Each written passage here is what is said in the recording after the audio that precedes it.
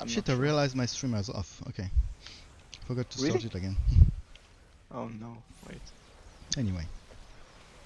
Let me see if mine is on the track. It is. Oh, nice, Skippy. He's also here.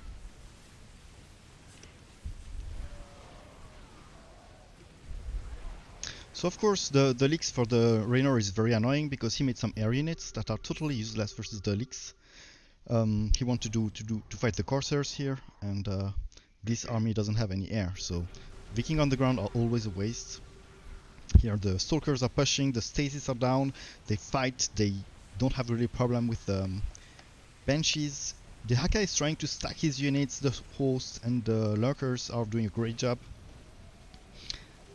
Swan army Yeah, is, especially behind the cannon, it's like yes, it's a free stacking still unit. risky. Yeah, yeah, but it's still risky that they don't lose the cannon. But if they don't, they do. All right. They stack. Okay, cannon is Exactly. lost, but As a here they have a good stack here. I mean, there's a lot of Dehaka units that are still alive. The tank is true. here to push. Maybe there is something to do. The bunker was lost, But I yes, but think now they to have like, stacking units. Maybe yeah, there is a comeback possible now. Raynor also adding stacking units with these tanks. The just benches are wanted very to annoying for say. Phoenix. So basically, they now have the chance to push over the center if they don't manage the bunker died for nothing, let's say it like this. And it doesn't seem like they will.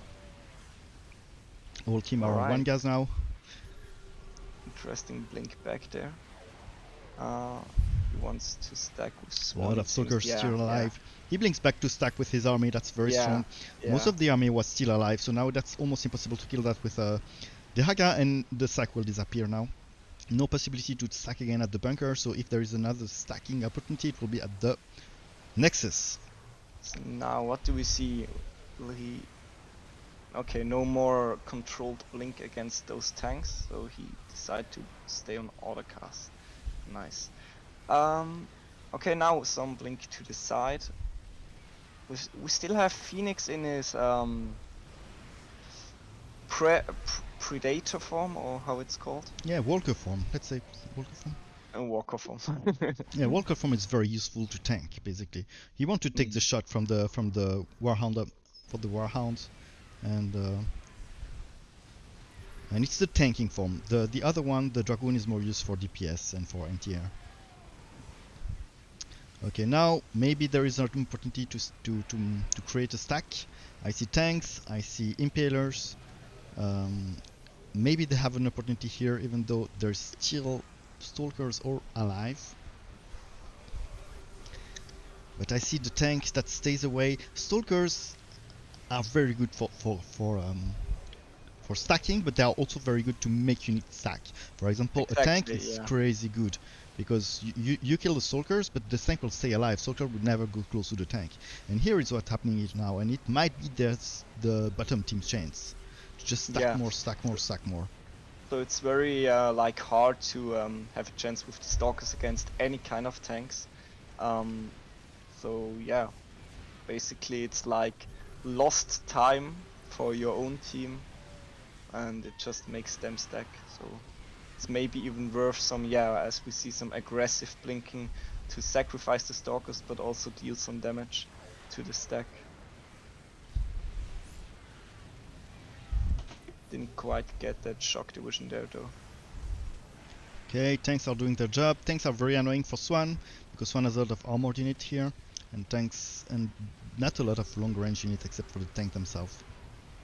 Mm. And we can see that they're really creative stack. The tanks are really hard to kill for the top team, and that might be an issue if they don't do some stack breaking unit. It might become an issue. Right now they're pushing back, and we are still in 30 minutes, and the bottom team is still holding, even though having no advantages in the start of the game. Yeah, I must say they're pushing back very decently. I Yes. mean, let's talk about what kind of unit could really be a stack breaker here. Maybe the Disruptor, or what do you think about it? I think it might be tempting to for Horizon to add some Void Rays just to force more Viking, which are pretty bad overall except for the air. And Mm-hmm. Alright, we see some tanks out of Kingdom.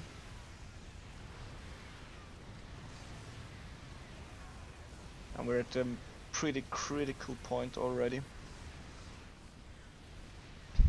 Here the Vikings are kind of useless. Vikings are so specific. They are so specific. They give total air domination. Raynor is one of the strongest commander in the air, especially late game, and it's crazy good to have this power to shoot the air and to have AoE at the same time in range. But outside of this specific role, Vikings are kind of useless, and it's why you fear a lot the leaks when you're using them. Because if they're That leaking was and they're that useless, it's was a very dangerous blink. Sorry for disrupting you. okay. Now they try to. Swan is adding tanks. He tried to do the same strategy than the bottom team did. He tried to stack something at the bunker. But there's still a pretty critical mass of stack here. Okay, now tier 3. Very good for Riponix. Riponix don't want to go tier 3 too early because, versus Mengs because of the Sky Furies that destroyed all his tier 3 unit, but now there's leaks, so it's not that bad. The only problem is the Viking here, but the shield might do something and might help them to stack. The Colossi will do tremendous damage with this special ability to slow them, and And it's Arbiter still already alive. tanked a lot. I mean, It's still alive, it's crazy. Okay. Now, wait, it wasn't a normal Colossus, right? It was this was Warbringer. Warbringer. Yeah, Warbringer. Warbringer Alright. slow the units as they shoot, and yeah, it has this special ability that also do single target damage. Yeah, it's pretty good because it also can hit air if I'm not mistaken. Still, yes, still adding tanks. Still adding tanks. That's probably the good move to do. Here you want to create a stack. You want to create a stack, Yeah, because I need to come back into the game. So and you need to break this out. The Viking are extremely annoying for all of them. The range of the Viking makes them very hard to kill, and they will stack here. Oh, Black Hole. Okay, here you want to use the Colossi ability of AoE to kill what's inside the Blink was a bit early, but he wants to use him to kill it with the AoE of the Colossi. Colossi also extremely useful at killing those range Dehaka units that stacks, Swarm Hosts, Lurkers, extremely vulnerable to Colossi play.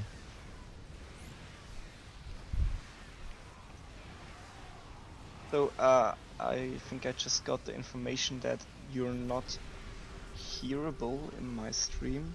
Ah, okay. Craig says he can hear you. Random says he can't. That's special.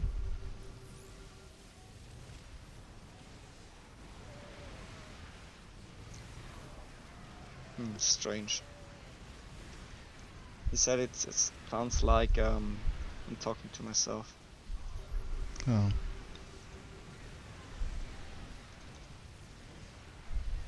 But they can't hear you on your stream or on mine?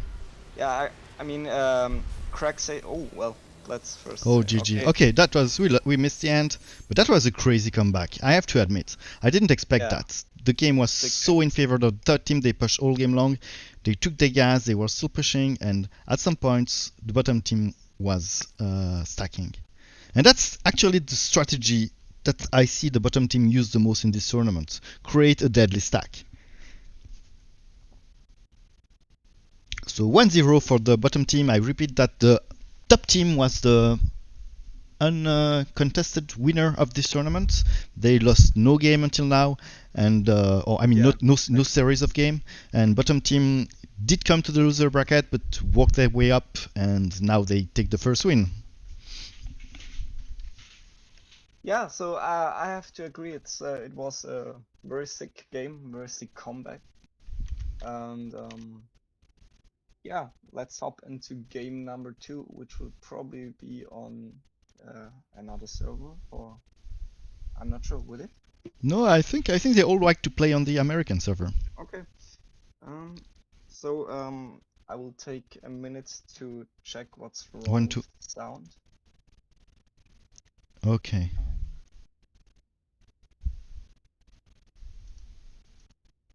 All right, 1 second.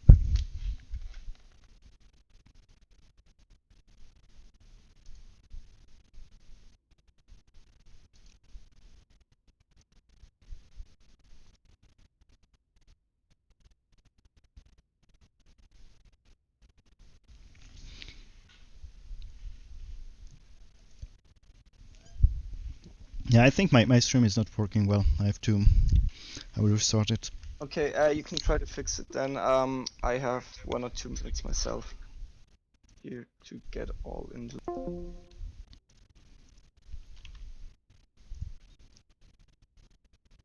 1 2 1 2.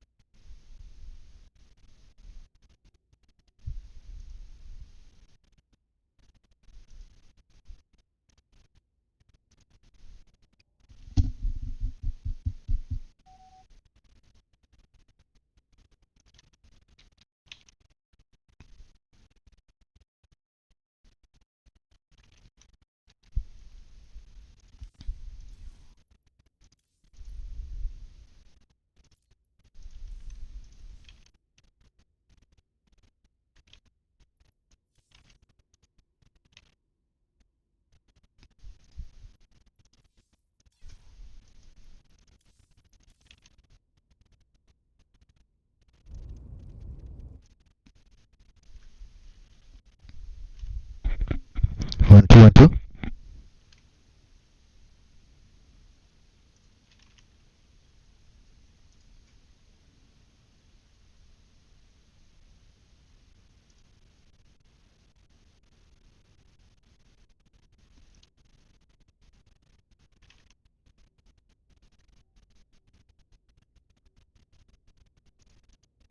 1 2 1 2.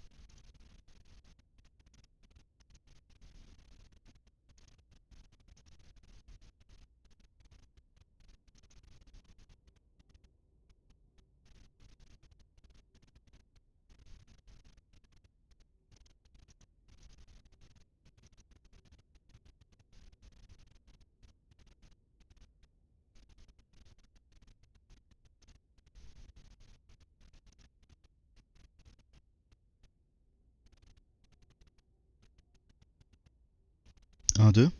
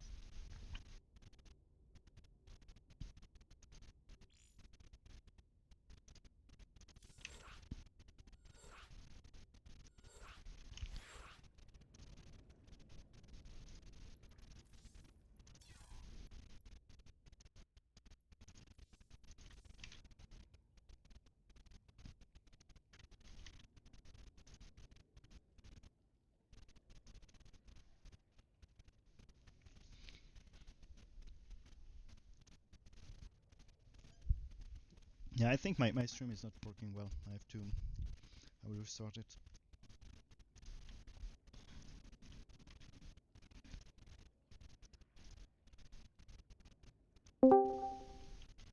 Hello? Do you hear me? Hello?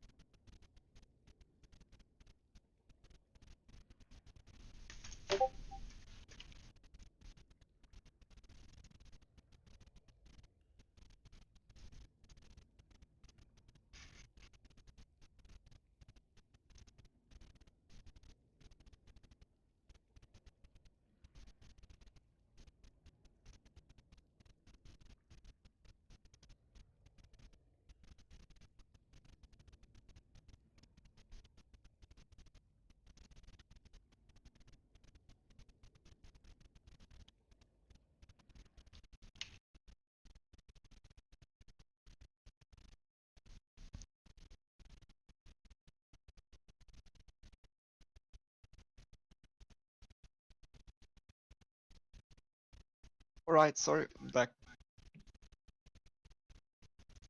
Yes, do you hear me? Yeah.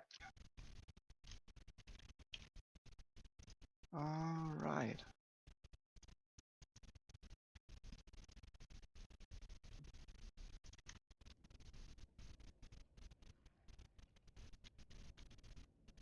He works. Ah, yes, good question. Big ban. Right, but set it up in the So, top team banned Horner and Shenzu Mustache banned Nova. Nova is very scary when you play for a zone. And what else they were playing? Versus Swan, yeah, maybe Nova is good versus Swan.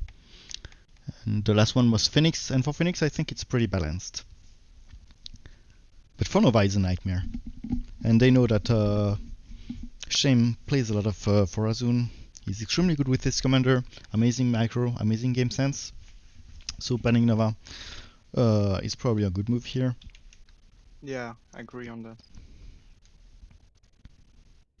Alright. Messed it up a little bit. And banning Horner is probably mainly motivated by yeah, Shame is also an amazing Horner player, and the stack that it can create is pretty scary with the Galleons. And if they Yeah, want to Horner build a has a quite big stack potential late game. yes. Or early game as well, kinda if you don't have the like if you don't have ways to deal with it. Mhm.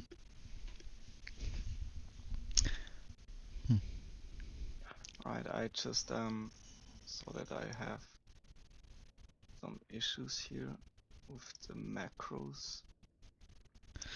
I'm pretty sure that Shame was expecting Apocalypse was first place. No, was not first place last round. No, it was CGO. CGO is an Abather player usually, so I guess Shame was playing for Azun to expecting to see an Abather, and Farazun is extremely good versus Abather. And I guess CGO surprised everyone by playing Raynor. It's not a commander he played a lot, and I that mean, was probably a surprise for Farazun.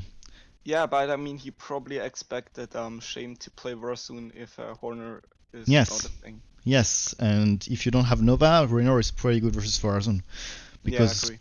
Raynor can dominate the air, and Farazun is pretty weak without the air late game, and the Marines are very hard to counter as Farazun, so he probably expects the Farazun play, and and Shame was thinking about Abathur, because he almost only played Abathur, I think, since the start of the tournament. And Abathur has a lot of trouble to deal with Forazon. A lot of trouble. He cannot do the mutas. He cannot. He has to rely on the ground and on the Ravagers, but they're not very good versus Stalkers. And yes, the mid players, Kingdom probably expect the Dehaka. Apocalypse very often play Dehaka, extremely often, and he's very good with it. And he picked Swan, which is interesting because Swan is pretty good versus Dehaka, but it might be not the best commander versus it. Even though nowadays Dehaka is so well-rounded that it's pretty difficult to pick a commander that is very good versus Dehaka. Usually commanders with Banshees tend to dominate this matchup, but Swan is pretty decent, I guess, at least until late game, just because of the ability of the Cyclones to snipe the big HP units that is ramping all around. And Manx versus Raynor. I'm not sure if Riponix expected a Manx play. I don't think so. I mean, because I wouldn't pick Phoenix versus Manx for sure. Manx has a lot of tools, and late game it's almost impossible for Phoenix to do something, because yeah, Sky Furies denies every T3 unit, so you have to rely on tier 2, and Aegis are very good versus versus Immortals, and Warhounds are very good versus anything else. So it's pretty difficult for him. I guess he was surprised. I guess the bottom team surprised the upper team in the matchups here more than the opposite. Yeah, I can agree on that. I mean, it kind of felt like Team HS was playing their kind of default. I mean, Horner was missing, but Shame played his main, Kingdom played his main. No, sorry, Riponix played his main.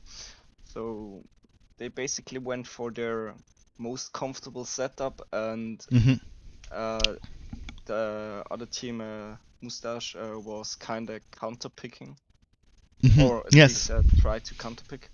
Yeah, that's what I felt also, and it kind of worked, right? Yeah, I mean, they had a very tough early game, but at some point it was finished.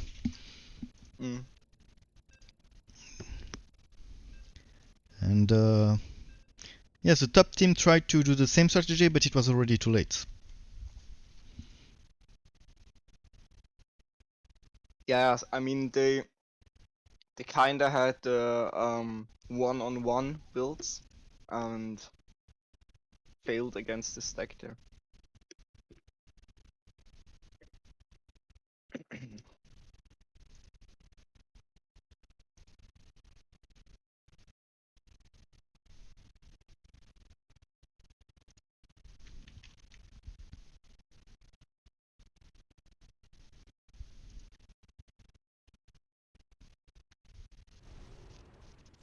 Okay, game 2. So Phoenix, I prefer to present the matchups instead of the team. So Phoenix will be fighting Raynor. Interesting. Very Phoenix favored in my opinion, especially early game. Apocalypse is still playing his Dehaka versus Shame's Abathur. Very interesting. Usually Abathur will be very strong in this matchup, especially it will be very hard for Dehaka to counter the air of Abathur. Abathur might be tempted to go straight to Mutas, and here Chainlink playing Mengsk versus Dehaka's Kingdom. Very nice. Yeah, I actually just played against this setup of Team HS like 2 hours ago. They played a bit on the NA server, and I kinda tried to snipe them, and yeah, so it's a setup they definitely trained for. And let's see what they have in mind here. Here in the matchup, top team here is much better in the matchup than last game. They did the same mistake twice. Here, almost every matchup, No, every matchup is top team favored. At least early game. So I would be very, very surprised if they can not do a very strong push versus 10 minute. It might be a very, very short game. Here he opens with benches. Why not? But as you're very scared of air, you're extremely scared of early air as Phoenix, because Phoenix can. The carriers are very hard to counter early game as Phoenix, as a Rainer. Rainer, yeah. You need a lot of Viking just to kill one. So I'm Yeah, hoping. Yeah, Sorry? go ahead. I mean, the Vikings probably because of the splash also unity kinda has to how you say it, to grow in size first Yeah, to really to be scale, effective. to scale. Yeah, exactly, to scale. So basically, like one Viking will lose very hard to any amount of carrier, but if you have enough Vikings without Yeah. scouts, it would work really well. Like, Yeah, and even with scouts, late game it reverses okay, for sure. And he yeah, doesn't, so he chooses to not go for straight to air. So the adepts will be here. Adepts are very good versus Duskwings, even though Duskwings are decent. yeah, But so yeah, in your opinion, what is the reason here for Reponix not to basically say like, I go straight, I don't I know, carriers or it's probably they're probably right, but it's really the top team strategy is oh nice. Okay, this is the end. oh Top wow, team wow. strategy is really to push very hard, and they usually go gasless, which is very aggressive play, and they really want to dominate the mid. So it's not possible to go straight to tier 3 with this strategy. Okay, so now the Haka is pretty much dead. Yeah. He will add a lot So, of Hydras. It's his best answer probably early game, and then Mutas, but it's really difficult to deal with that. The Haka has no tools to deal with that actually. And yes, and the Ravagers will be here to snipe the Hydras, or even the Muta late game, but usually you do them versus Hydra first. You need a shit ton of Muta for the Ravagers to be cost efficient.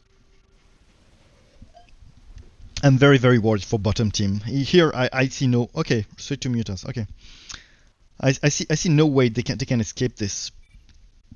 And he be a Master Roach for some reason. Interesting.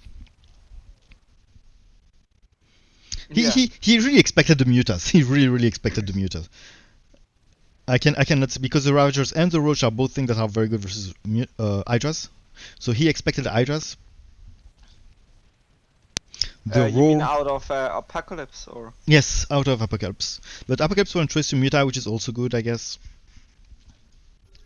Yeah. And don't remember that the Roar has been nerfed recently, so it's no longer 75% damage reduction, now it's only 50. And that's tremendous change versus Mutas. Because before you could roar when they were at distance so that the Muta can have, the Hydras can have free shot at them. No, you cannot anymore. Okay, So the here. range or what exactly got like the debuff? Yeah, the move speed and the attack speed. So basically, you Okay. were roaring, and you still do that. You still do Ah, that, but you roar when the Muta are at distance, so it that the was. Hydras have free shots. Yeah, okay. So it used to be at 75%, now it's at Yes, 50 or oh yeah. exactly, and I that changed a lot. remember. I remember. So very difficult for Apocalypse to push into this. Shame is committing, adding Ravagers. So at Ravagers this are here point, for the. what is usually like the best call for the Haka into Aberfirm as Mutas? I've seen the matchup quite a lot. Well, never really saw a satisfying answer to it. I don't think the Haka is satisfying. Usually you need a both of mix of this unit. You cannot do too many Hydras because the Ravagers at some point will dominate them. But you need some because it's more cost efficient, and the Muta are really your DPS here. But same thing, at some points you cannot do too many of them because the Ravagers will do the AoE on them. So at some points you will have to go to Tyra. But it's still Yeah. unfavored for the Haka. No, he's adding Ravagers, so he's anticipating that he commits to one unit, but it's pretty clever for Apocalypse to not commit to one type of unit so that the Barrels cannot do too much damage. Yeah, because they will not like stack up all at the same place, but still look at Exactly, the amount of units surviving here. I think exactly. they're really lucky that they have Mengsk here. The bunker of the defensive bunker of Mengsk already is doing a shit ton of work against those Mutaliks. And you see that chain link added 2 ghosts. It's extremely useful because ghosts can one-shot all the Mutalisk army here. Mm. So as the more Shame will be pushing, the more the Ghost will be like Ghost will be a hard stop for all the Muta. Muta will like destroy the Hakka's wave, but they will not be able to push further just because of those Ghosts who can watch out all the Muta at one time. Yeah, so at this point it's like really hard for them to actually, at least in the combination of Abathur into Mengsk, it's really hard for them to get the bunker. So is it normally like a good idea to gas up at this point or To what? to keep pushing? I mean, when you see like that you have struggles pushing to the next wave, Mhm. what do you think is it best, like to gas up or keep pushing? Yeah, gassing up can definitely be a strategy because here there is no other way out for Shame, and you can also see that he doesn't overcommit to Mutas. Now he's transitioning to Ravagers, which are more versatile in this, and will be able to push. But I don't see any, even though the top team will be pushing very hard, I don't see them stacking anytime soon, just because of this hard stop for the Mutas. But he's still adding mutas, so Yeah, he's landing Muta, that's right. interested to see what exactly his plan is here. We can see that Phoenix didn't choose to go air, he stayed on the ground, but he stayed on the ground, and And he will Joe be committing to benches. That's pretty weird. and soon the bunker will fall under the Immortals, if it continues next wave. Okay, here the Muta will destroy this and kill the bunker in no time. Yeah, Muta doing it bonus will be damage now. to armored, the bunker will die here. With Meng's Even though, oh, the ghost, yeah, okay. Was too late. nice. You see the ghost raping this army? Yeah. That, At this so, point, like they have an open space now, so but to like be able to push, it will become really hard, no? I mean, yes. right now Shame is probably fighting the whole ghost army, like yeah, as Yes. his main wave, and really interested to see if they like decide right now to go for like the long game and gas, or if he's adapting and hoping for the best. But now it Can seems you like tell, he decided to Easy keep Money, pushing. tell, can you tell Firestorm he's not showing the game on stream? He shows the pick. Oh no! Ah, you, okay. Oh, that's what I meant with the 5 minute, Yeah. I'm so sorry, guys. Um, no, wait, it was 10 minutes. No! I just blindly talked 10 minutes with showing a blank screen. Yeah, I did the same last game. I wasn't streaming. Oh Okay, just no. still pushing. So what? How does Shame adapt his composition? He just has Roach and Ravagers because he knows that now he's pushing into Mengsk. Yeah, still more Riponix, biomass on the mutas. yes, Riponix added more adepts just because of the mutas of Dehaka. Now he's pushing into East and Mojo for the AoE. You can see that Apocalypse choose to add some Primal Oaths trying to stack, even though they don't do any damage for the in the air, and air is the main air is the main threat here. See the Ravagers killing this. I don't see how they can Yeah. come back. There is too much Muta, and Dehaka hasn't I even mean, committed. it will probably be like possible if the Haka survives with enough units and the ghosts come in at the certain Yes, at the right scenario. time. At the Yeah, right time. exactly. So Hmm. basically, when they pushed enough, a little bit over the bunker, at least if they manage to push further, Team HS. So at this point, It's still like I an said, army the for Dehaka. ghost should come in while a big chunk of the Haka's army is still alive. And this could actually be the chance, yeah, to throw the game over, because we'll basically be like two armies against one. We'll Yes, see. exactly. Exactly. Those they're trying to stack. Bottom team is trying to stack. Same strategy as before. You need that stack up. Hope for the ghost to come in time to kill all these mutas. So many muta. Impossible to handle it. If you can, as you said, win enough time for the ghost to arrive before everything is healed, it's very good. But Shame is scanning. He don't want any of those units to survive. Ghost will ever come will one shot all this cloud of. Actually, he would even need more ghosts. It's still Yeah, surviving. It's yeah. still surviving. But and And yes, now he's I'm also thinking if like it's not maybe the best to already go for some Tyrannosaurs. What do you say? I mean, they add a lot of HP and they do the splash as well. I'm yes, not that's sure. true. That's true. Terranzor is a good move for sure. Maybe he doesn't want to do them too early. Yeah, You but have it to doesn't seem like he can come back without them anyway, so it's not like they have objective to go like over the center soon, because Mhm. if they manage to push back they immediately get like yeah, pushed again.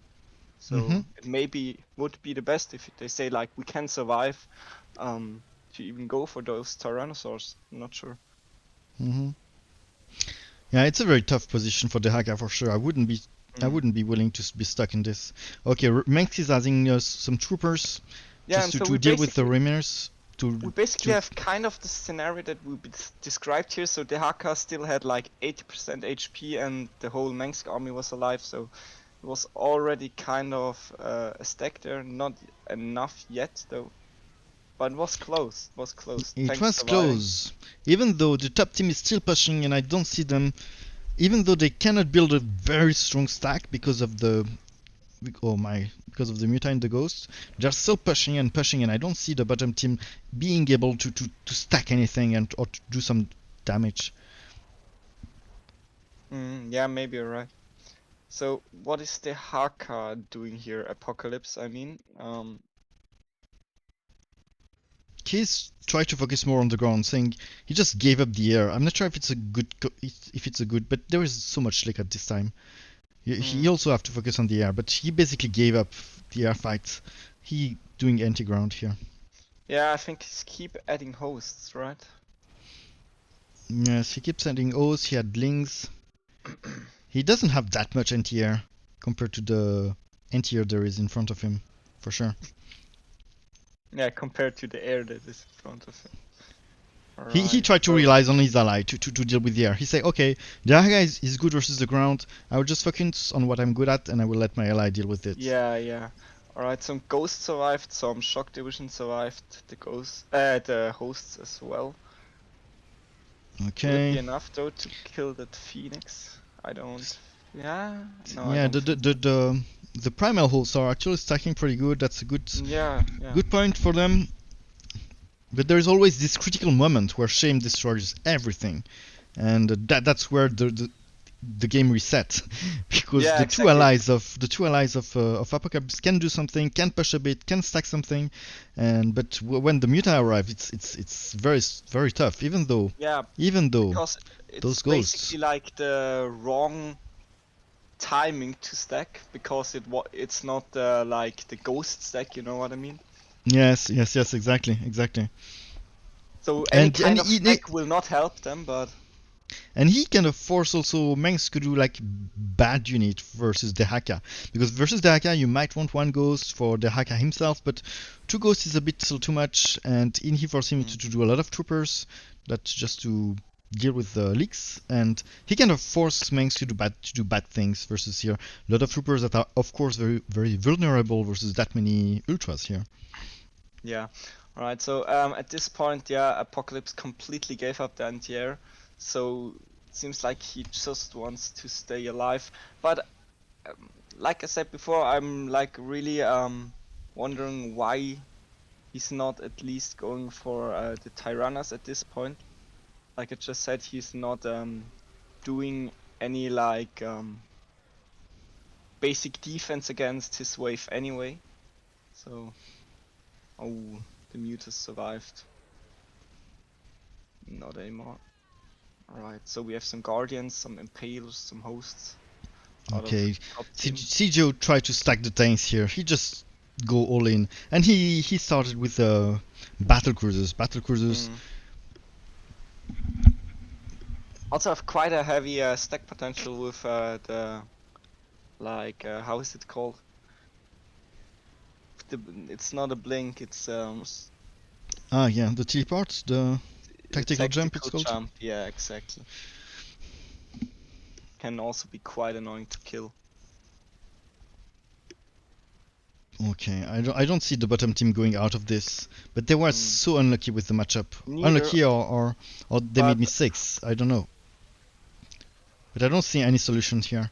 No, there is Guardians, very annoying to deal with. Even for Manx, because the Skyfuries cannot kill those efficiently. They're not massive, they lack DPS, they're just tanky. And yeah, now, so basically, can you see what? Hyperion's out. So maybe this will help, might change the game. Remember that Hyperion has also this ability here, the upgrade is not made, but to improve the damage of every units, and it's very good. It synergizes extremely well with unit that does very little damage per shot, like Banshees, like Marines, and like Firebats. Yeah, like high rate of fire units with low damage. Exactly. Unfortunately, Mojo, that was built initially for the Mutas, I guess, because of his AoE ability, is also nice versus the Hyperion because he can stun it. Even though he lacks the DPS to kill it. Muta also very strong versus the Hyperion. They do a lot of damage just because he does bonus damage to armored. Against basically every kind of big air units. So the battle cruisers as well. Alright. But Hyperion is not dying. They didn't kill it. Yeah, but it's getting kind of chaotic at this point. Skyfury is out, and as I said, it's really not very cost efficient to kill Guardian. It's just too slow. It allows them to do damage. But the Hyperion is stacking, and it might be their chance here. It might be their only chance to reverse the game, right now or never. So they give everything here. The tank are stacking, the tank are fighting, but there is so many immortals pushing into it, breaking the sack, and they cannot build any stack on the ground. The Hyperion is left alone. He blinks forward, interesting. Yeah, but Muta arrives. Seemed like a nice decision to snipe those scouts. But yeah, okay. The Guardians arrive. Going under in flames. And here we have again the old scenario. No, Imperial Ancestors are out. Wow, those mutas survive? What? Yeah, he healed at the right timing, and Skyfuries are very, very weak versus the Muta. Muta hard counters Skyfuries actually, because Skyfuries do so little damage, they have no AoE, and they are armored, so they take a lot of damage from the Muta. And they cannot build that stack that is so important, but now Vikings are added. He tried to break the Guardian stack. He can try to dominate the air. He wants to allow the Hyperion to do the damage, but it's unfortunately not enough. Now Immortals are pushing. The ground is dominated. There is no way they can win. I mean, the push is so strong. Now Impalers are added. Immortals pushing. Scouts are added. Phoenix want to help dominate the air, even though it's on the ground that he does the most damage.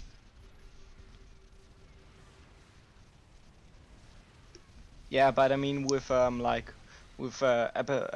Abathur here, they mainly have. Nah, I'm not even sure. I mean, the Haka is on the ground, Phoenix is on the ground, Shame is in the air. It also kind of makes it difficult for the bottom team here to like react without getting weakened too much by their own waves. Yeah, now it's very annoying. Reaponing has been pushed to do a shit ton of anti-air, and he's pushing now, even into Raynor with his scouts.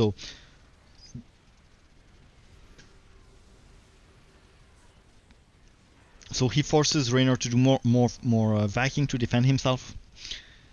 Apocalypse trying to do more stacking units, just hoping that he can do something at the Nexus.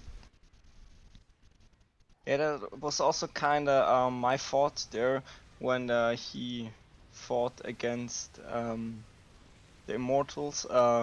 what's the best counter there for like Dehaka if he can't go in the air? Like Impalers or? Now the situation is even more tricky than before because now he also have the ground that he needs to counter. So it's extremely tricky. But Yeah. usually what I do more Hydreize and more Muta because I take the Mutalist strat very seriously. But of course at some point you have to stop because of the Ravagers and the late transition to Guardians. So at some point you can try to stop Creeper, you can start adding Tyra is a really good move late game. But now as there is the leaks for him, it's very difficult because Dehaka is pushing into him. And Dehaka, actually his Dehaka is pretty vulnerable to air also. So Muta might be a very good idea. Hydra, of course not. At this stage of the game, the Neutralists are killing him. Apocalypse is like fighting Reponix mostly, no? Right now? Oh yeah. So, and he's like based on Mass Immortals, some Adepts, and now going to the Colossus. Alright, so this will really be a pain, I guess.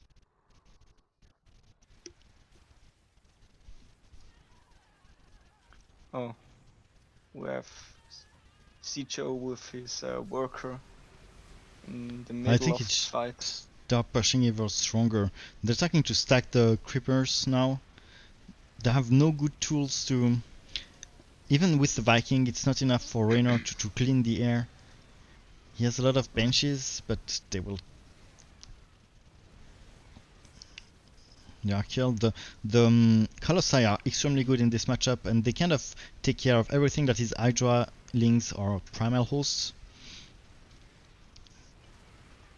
But this is a stack that could be scary again. Let's see how well the Mutas do here.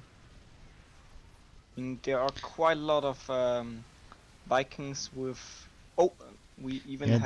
the air domination is coming back. I mean, with the Viking, with the... Can you see the tanks? Yeah.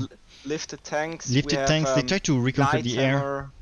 We have battle cruisers, we have Vikings. And if they gain the air, there might be a slight chance that the battle cruisers and the air of Raynor can stack a bit more. Now, Abathur invested a lot of anti-ground with a lot of Guardians, so they might be losing the air dominance, and that might be their only chance out. Remember that Viking late game for Raynor has an incredible tool that counter almost everything that Reponix has. I mean, when you see at this, when you look at this, the Scout, there is Colossi, half of his army is no anti-air. He did this because they were pushing. At this point that Reponix didn't go for carrier, no? I mean, his main wave, where we're basically back now again, is a mass air wave. So. Yes, that's true. That's true. That we can question this. I'm not sure. I'm just assuming we have top players here, so I'm just assuming people play well. But you can argue that at some point carriers are very good, but also you have to see that Raynor beats Phoenix in the air, and if you want to go carriers, it may be not the best way to do it late game. It's early game that they have some pushing power. Late game, Raynor will win the air, so maybe now it's too late to do them. Yeah, so, but basically, what do you do, like stay on ground with Adepts, or? I mean, you have to kind of defend yourself, no? Yes, exactly. So that's why he had a shitload of Adepts. And Raynor now is really air-oriented. And the Phoenix has not all the tools to deal with that. I mean, Scouts are... might be his best. Scouts and Adepts are his best answer, but don't forget that Raynor late game has the total air dominations. And as you see now, there is a comeback, an incredible comeback that came like 26 minutes into the game. And Raynor, and look at all those Guardians that are very strong, but if you cannot dominate the air, Guardians will be useless. And my god, this is an incredible push that they're doing.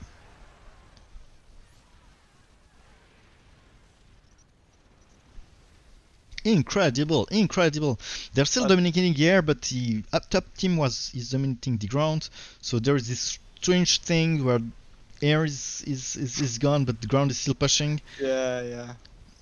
It's like the moment when both armies kind of evade each other because they're not shooting yeah, at them. But here top team is pushing again. The Guardians are not dead. Look at the time they stayed alive. They're almost timed out. Yeah, sick. I mean, considering that they can't defend themselves against any air, and there's a lot of anti-air in the But air the for but our the strength of the Guardian and the reason why they stay alive so much is that as don't they get focus the focused, ground, right? they don't Yeah, get targeted. yeah, They they don't don't get get targeted, focused. and that's pretty huge. So basically, they only get focused by units they can also kill. I Exactly. mean, So only the ground ground. units. Yeah, And the yeah, ground here, what kind of ground units shoot the air? There was like 3 Marines, so they stay alive. yeah, Nighthammer maybe. But yeah, I mean, basically, it's like they survive because they prioritize on their own what attacks them, and yeah, they're not a prioritization for the enemy. Ex- exactly. Very strange combination here, can be really annoying.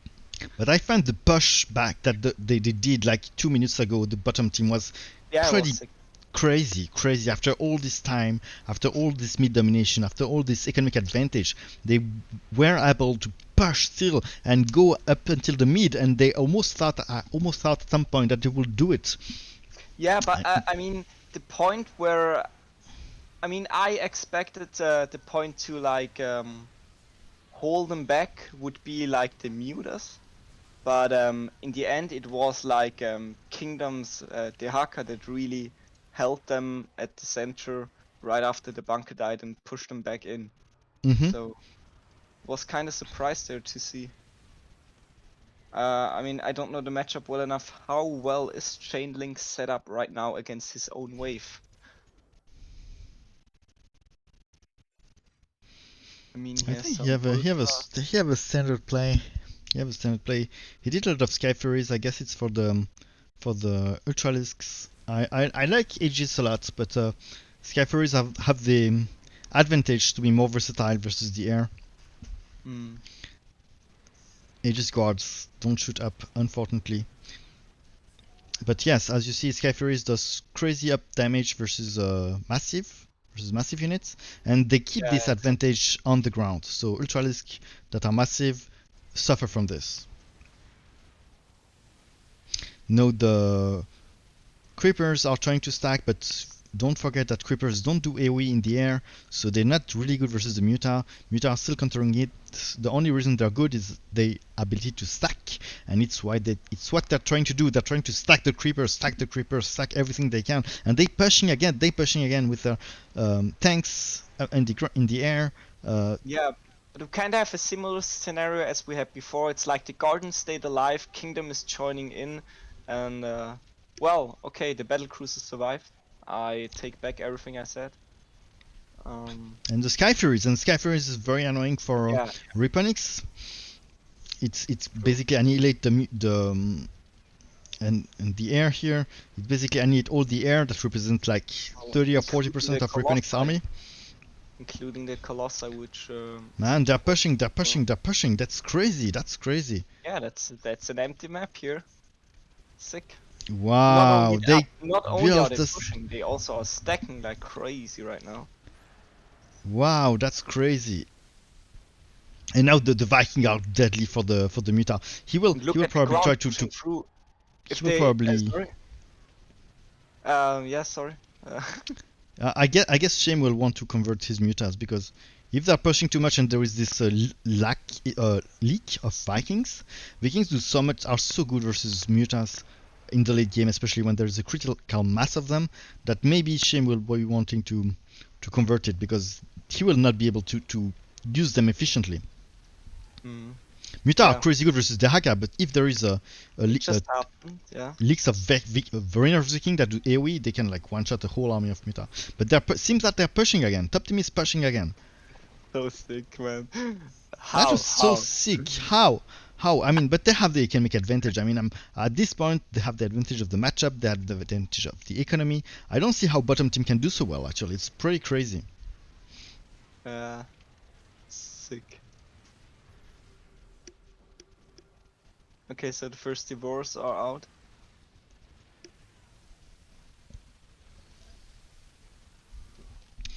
I really want to Raynor to add more mutants because Vikings, because this is crazy important to this game. It's what guarantees that they have the air domination. Mm. No, it seems that top team is pushing again. Yeah, this is like the same scenario as we had before. The Guardians plus Kingdoms Dehaka pushing down once again. 1 second, I'll be right back. Okay, the Creeper stacking. Stay alive. Phoenix arrives. But so much air from Raynor. This amount of Viking is crazy good versus Phoenix, and Phoenix cannot overcommit to anti-air because he's fighting Raynor's army, and versus Raynor you cannot overcommit to scouts. You need to try to fight this air also on the ground, otherwise you're dead. Shame is also already still doing a huge amount of damage. Dehaka tried to play the stack card. Now he's just only adding creepers. He'd say, oh, okay, my allies are pushing. My role is just to build unit that will stay alive. Mengsk Ultralists are coming, but they don't do AoE, so... I'm still surprised that we don't see... the first Tyranno is out. The second okay. First Tyranno has this amazing ability that's plus 50 maximum life. That's huge. That's the best mutation if you ask me, especially for a contact unit like the Tyrannosaurs. The second one has the attack up mutation, which is less good in my opinion. Only 20% more attack speed. It's not a huge deal. The first Tyra is really game changing. He already did the upgrade. Of course, the barrage of spike is the most important one. You want to do that on the Muta. You want to save it and use it on the Muta to do that AoE 100 damage ability. And having two of them might be very useful also, to have like 2 spikes can kill a Muta, 1 spike cannot. They have 120 HP. So usually you want to use 2 of them and put them side by side, but now the Devour are coming, and that's a huge deal because Devour does do AoE, and it will help Shame to gain again the air dominance.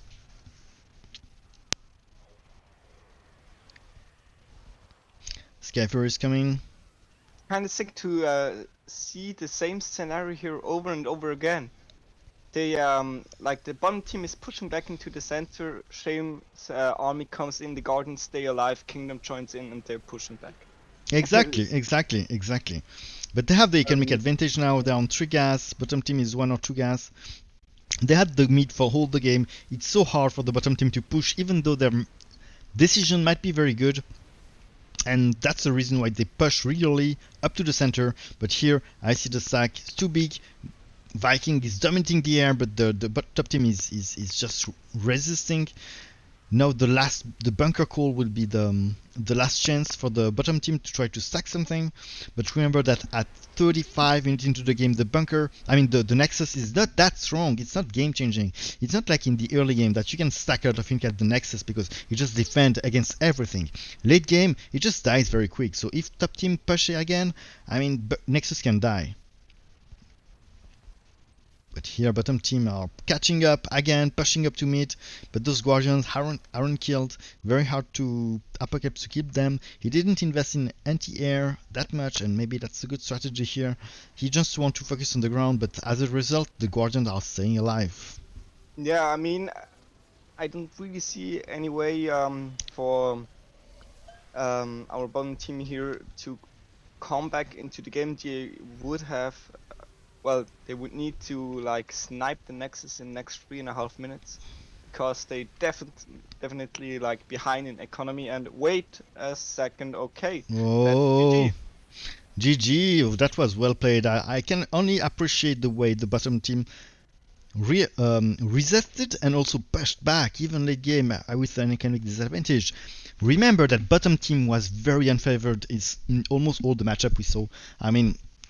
Phoenix is very good versus Raynor. And it's very hard for Raynor to push, especially in the early mid game. And Yeah, I mean, it was a very good match. It was really fascinating to like see both teams push back again and again. fighting for the life. Yeah, exactly. I mean, there was a lot of times where I thought like, okay, now it's just over for both teams.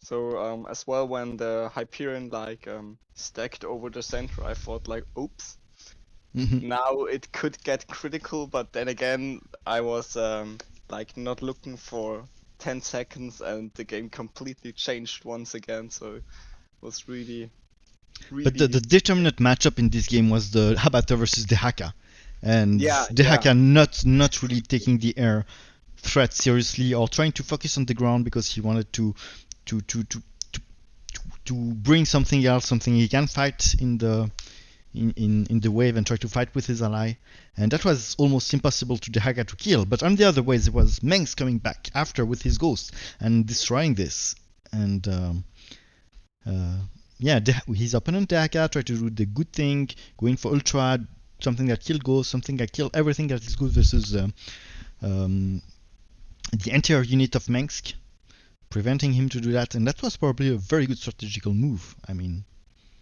Yeah, I agree. Yeah. because Mengsk was forced to do some kind of anti-air. He also went for my Sky Furies, which was also might be a good decision because it was both being an anti-air and an anti-ground because it kills the ultras and the guardians. But remember, the killing of the guardians is very very slow, and it takes a lot of time for Sky Furies to kill the guardians. So it might be his best move, but it was also not that good because he had nothing to really kill the guardians. He would want to do maybe Thor's, but Thor's would be so bad versus his wave that it would be a bad decision. Yeah. So it always makes like pushing back into your own wave harder when you have to adapt so hard. And yeah, I mean, both teams played really well there. Yeah, I'm impressed by bottom team, the way they Yeah, hold, extremely. even in those matchup with the Dehaka, having to face so many mutas with not a lot of tools to do it. I'm impressed, and with the economic disadvantage, I'm really impressed. So it's 1-1 actually. It's 1-1. It's a best of 7, so Yeah, it's but Team HS started off with a extra win because oh they really? They came did? from the Okay, so it's higher 2-1 bracket. already. Yeah, Hmm. I'm disappointed they started with 1 point in advance. I mean, both never fight together. yeah, true. But I mean, it kind of has to. Well, there kind of has to be an advantage of staying in the winner brackets all the time. Martin Pack. All right, so Reponicus against Apocalypse, Kingdom against Chainlink, and Shame against CGO.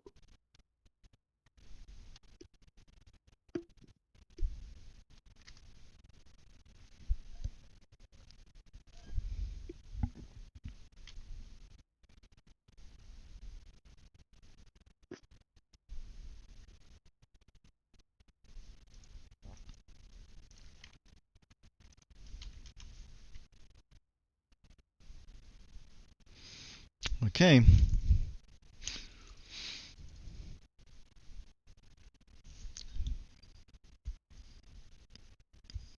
Reponix will be playing Phoenix for sure.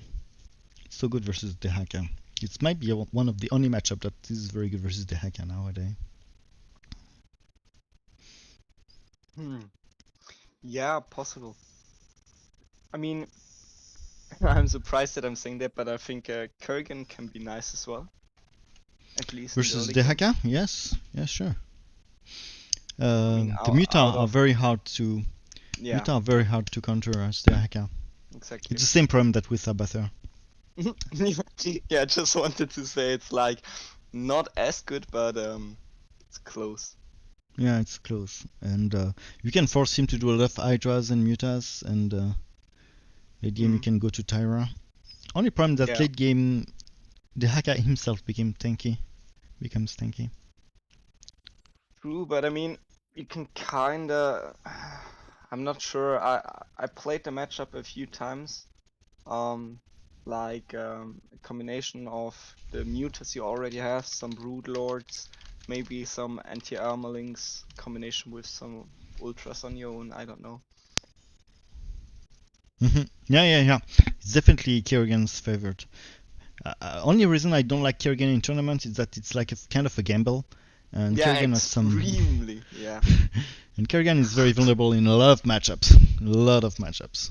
I mean, I don't want to fight Setman as Kerrigan. I don't want to fight Well. uh, mm, Phoenix. I don't want.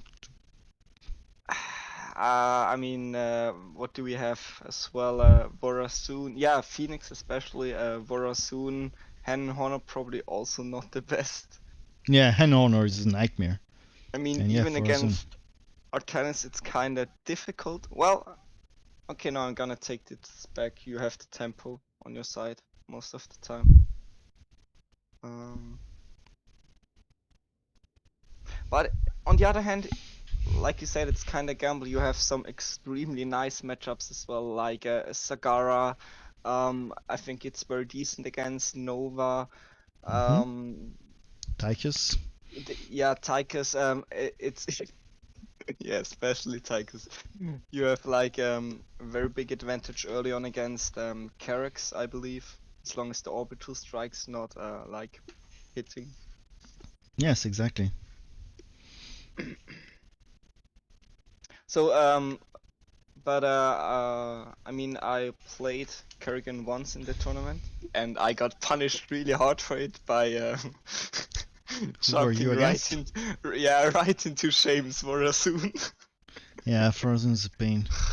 uh, Frozen's a pain. You have to kill. You have to kill him fast. I mean, early game it's fine. It's just a late game that is almost mm. impossible. Yeah, I Kerrigan mean, is a early mid game commander. At some point, your Thorax become useless because there's too many of them. I can't even remember. No, okay. Now it wasn't Shames Vorasoon. It was actually Apocalypse Vorasoon, Okay. and I think I expected Dehaka. That's why I chose Kerrigan, because Mhm. at this point no one really knew that I'm playing Kerrigan. So I Mhm. kind of saw it as like he knew that I play a lot of Artanis, that I play Karax, and well, like we saw here, he likes to play Dehaka. So I expected him really to go for this Dehaka to counter my Artanis mainly, and wanted to like double counter him with Kerrigan on the other hand, and then yeah, like I said, I Actually, got that's very punished. true. I mean, if I were him, I would have picked the Haka because the Haka is just Yeah, crazy good versus Artanis. It's crazy good exactly. versus Artanis. It's very decent versus Karax. Mm. It's only versus yeah Kerrigan that is not very good. Yeah, and like I said, at this point, I had so few games with Kerrigan that I wasn't even well aware of what I have to do against Vorasoon. Like I probably never even played the matchup before. I had like 20 or 30 games, so I was really down to like nothing, and it Mhm. was a very risky decision, which I made, like I said before, because I didn't knew how I could like play against the hacker, and I really expected the hacker. So I was like, okay, I know how I play Kerrigan against the hacker. I don't have a lot of knowledge outside of this matchup, but I have to risk it, and I risked it. Yeah, we Yeah, lost the it was game probably a good like, decision. oh, And versus Frozen, there's not much you can do, especially late game. agree. It's almost impossible late game. So it was a risk to take, definitely. But I have to say that the Shanzu Mustache try. We have seen them a lot in this tournament. Try to risk to surprise the enemy, to try to out counter it. Mm, Who try to do some surprises. they're changing. We have seen early on them play Raynor, which was not a commander they played a lot. We have seen them playing Mengsk. We have seen them. Yes, we have seen some Some off default. yes, off main race play, and that was pretty good, and I can appreciate it. And maybe it's their best chance in this because Team HS is very solid. They play a lot of commander. If they want to win, they have to go out of their comfort zone and try to surprise them. Yeah, I agree. It was exactly what I just wanted to say. It's like, I think we definitely have a favorite team in like skill and knowledge here. So the only way, in my mind, how Sun Tzu's Mustache can win here is like to go out of the box, to pull some triggers and some tricks. Sorry, not triggers, and hope that they can, yeah, that they can surprise and get some gambled counters there. I mean, yeah, it really is like playing Kerrigan for them. They have Yes, to it's the gamble same. if they want to win it. It's They the really same, have but they to. try to think ahead, and I have to say for the first match, I think they did it right. I think Raynor versus Shame was a very good decision and a very good strategical thinking Mm. because Yeah, I mean, obviously, if Nova's not there, it's really one of the best things you can do against Barasoon. but it's also true that Shame plays a lot of commanders, so he's kind of very hard to predict. Yeah, obviously, but I mean, like most other players, he's not the kind of random player as you are. He has I mean, I played a lot of games recently with him. He started teaching me Varasoon, as I might already told you. Never mind. He's like he has 4 or 5 main commanders as well. Of course, he could play probably every commander if he wants to, but But 4 or 5 is already pretty good in this yeah, that's a tournament. decent amount. I mean, if you want to play a tournament, Most of the players in the tournament play 1 or 2. yeah, really, Yes, hmm. yes, or 1 or 2 Possi main, and then they can maybe play a bit others. But Mm. Yeah, I mean, you can see it also in like in Reponics. He has like a lot of games in Phoenix, like really a lot. He has a lot of games in Tychus, and besides that, it's like yeah, down to a still very decent amount, but nothing special anymore. You know what I want to say?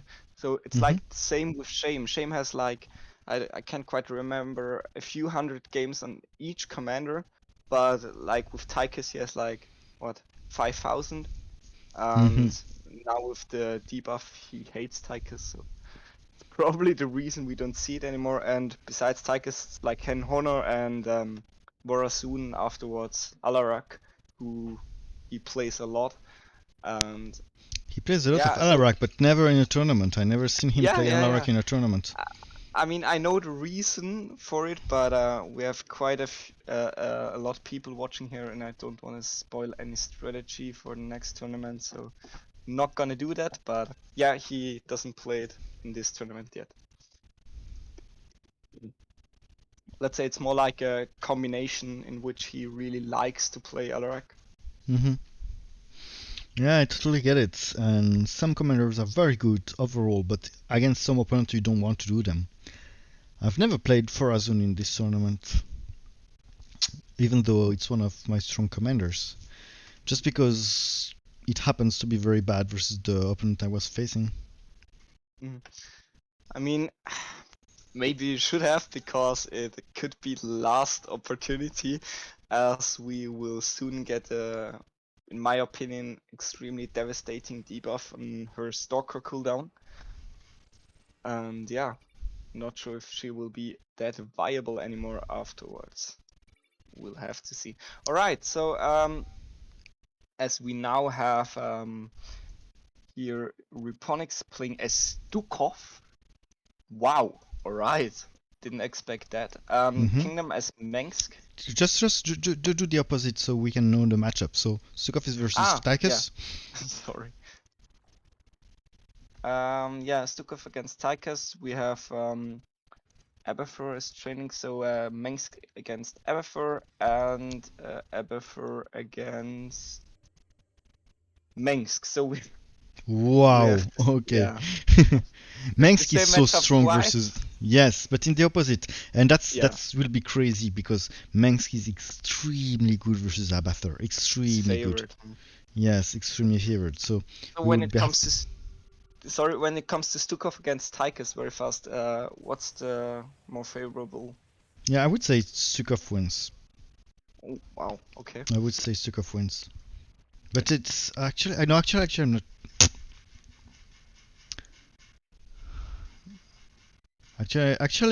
actually maybe the opposite. Maybe Tychus wins. Hmm. There is two main way you play Tychus versus Stukov. Stukov usually will go for a lot of benches, and a lot of benches, civilians, maybe 1-2 bunker at most, and into Apocalypse and tier 3 units and Alexander. And as Stukov, I think you're favored, but there is two way of playing it. One is with Kevin and Blaze, and one is with Sirius with Explosion. But usually he Yeah, goes yeah. with heavy benches, so he will want to favor the Cirruses, which are also decent versus his ground, just because of the explosion. So I think Yeah. Tychus is favored, and the more the game goes on, the more Tychus is favored. But early game, it's very difficult for Tychus to counter everything, because civilians and benches are difficult to counter. We can even add Diamondbacks and tanks. Difficult.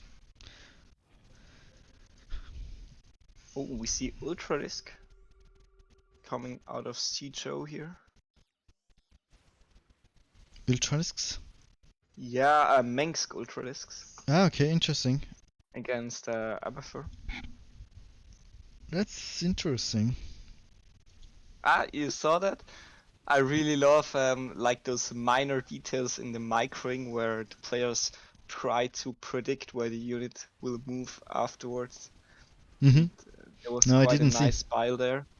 Like he knew that he's gonna die before the bile hits the ground, and the Tychus will move forward, and he kind of shot the bile into the way the Tychus will move.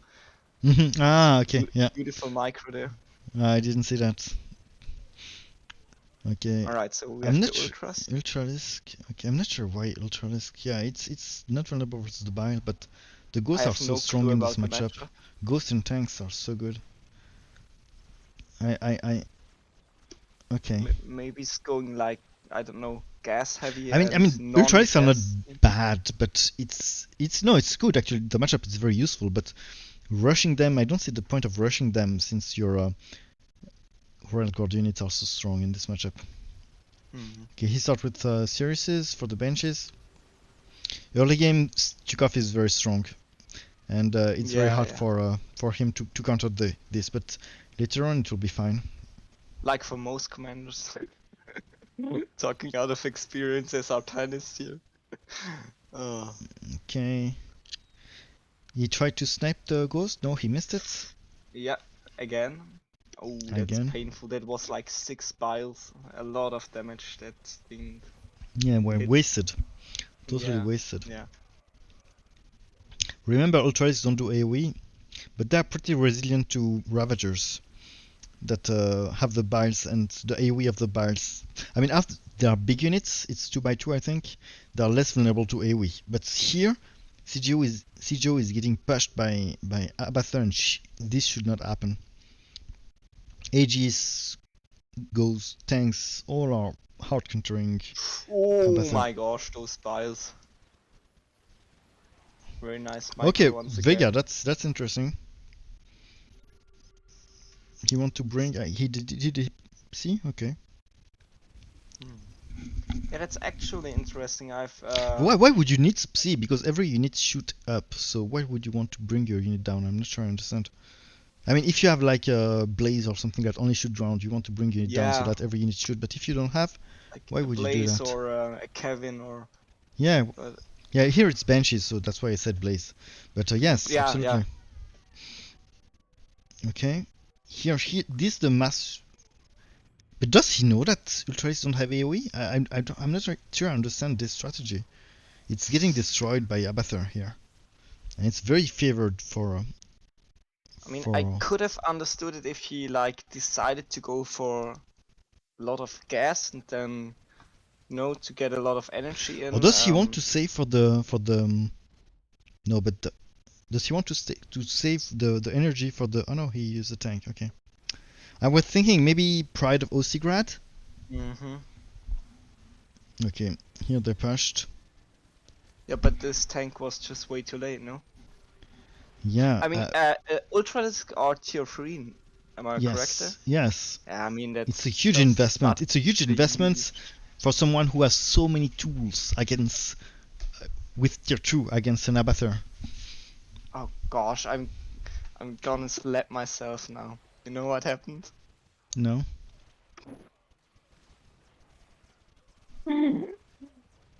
Alright, I'm never gonna make the same mistake again. Guess what screen was shown again? Oh no! You were on the pick. Okay. Oh no! We are amateur. We are totally amateurs streamers. We are amateur streamers. We stream for fun. We are not like professional streamers, right? Yeah. Oh no, it's so embarrassing. Oh, It's 7 minutes. It's 7 minutes to the game. It's fun. Yeah. I mean, the bunker is already gone. They have no clue what happened. No, maybe they watch my stream in between. Let's hope so. He tried to make unique stack now. Chainlink is trying to make unique stack. He wants to do something like that can make them. But it's still on the big band. Ah no, it's make 5 minutes to change. Okay, sorry. I'm gonna do something really fast. I'm gonna send the link to your stream in here so they can at least watch. No, it's too late. Ah. No, I mean, okay. They can watch the next 5 minutes, you know? Okay. For them, it's only 3 minutes in the game. Oh, yeah, right. Oh, right, yes. Okay, now the tank are coming. Okay, here are Cannonball.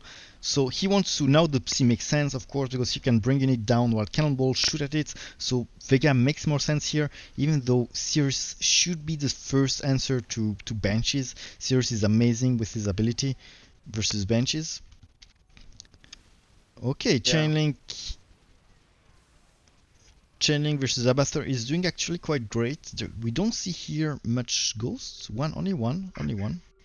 And no tank, one tanks. One tanks, one ghosts.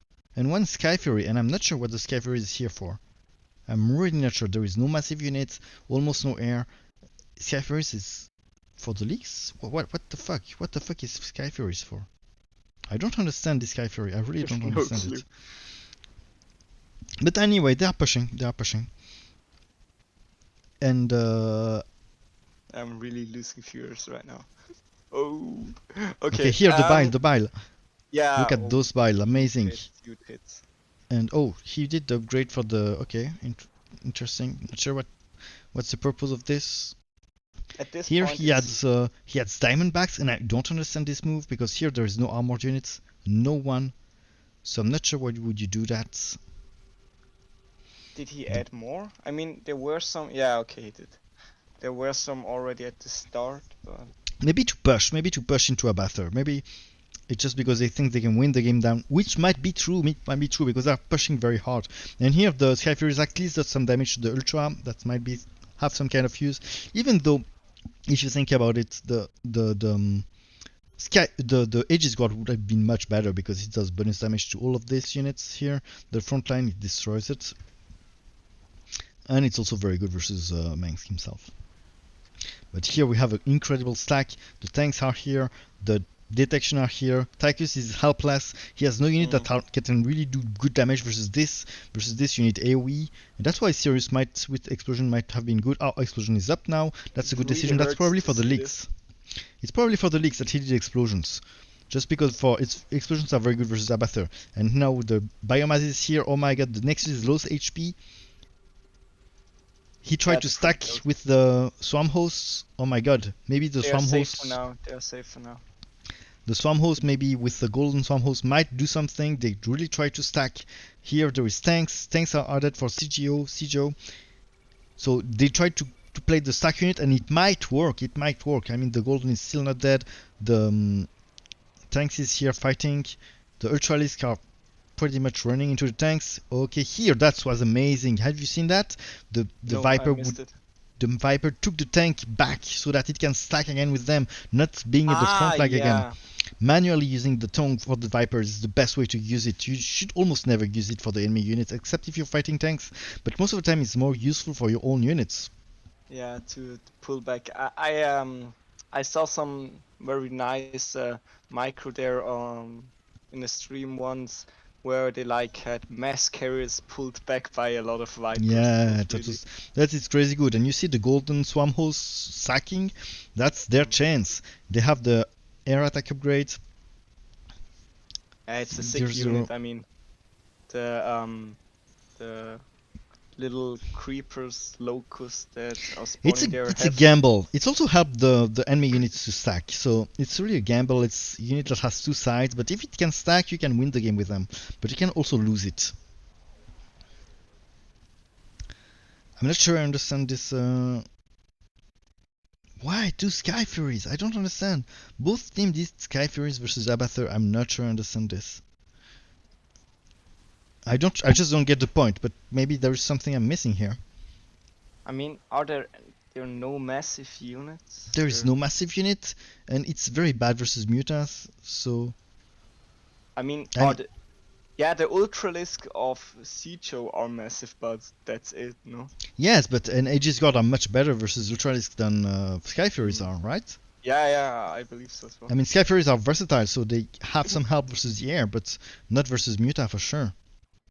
I mean, you of course don't want to add like Sky Furies against either the Mutas or the Banshees. So yeah, I don't see it as well, but I mean, you can maybe ask them afterwards. Yeah, maybe we were missing something. But the things here are trying to stack the... But they're pushing. Their top team is pushing very hard right now. There's a lot of queens here pushing. A lot of queens versus... he has no ghosts? He has no ghosts. What the fuck? Okay. This might be the end here. This might be the end there. And it's over. And that... Oh no, the bile hits on... It's the first time I see a Manx playing without ghosts versus Abathur. Especially versus that many queens. So many queens, yeah. For the energy. Okay, no, he had more Mutas, which are good versus Stukov don't want to do anti-air much because it's useless versus Dicus. So it might be a good move to do the Muta here. It's probably his best move, and it's very clever. He's just forcing him to do a unit that he doesn't want to do. Stacking, Golden, Swarm Host, tanks. They try to defend everything, but look at that amount of Banshees, man! The Banshees are killing it. And he doesn't have any anti-air, or not much. The Sky Furies will not focus the Banshees. Yeah, some Emperor Shadow would help as well against. I mean, we have a lot of Banshees, we have a lot of like Imperial Medivacs, we have a lot of Queens, we have Vipers. I really don't see the point of not going a unit that could remove all of that energy. Oh, now he built one. I would just say I don't understand it, but it's top level play, you know. Yeah, of course. He just added one. He added one. Probably a good move. Yeah, maybe it was like Swarm Host. I don't know. Swarm Hosts are stacking. Might be their chance to resist, but the top team is pushing so hard now.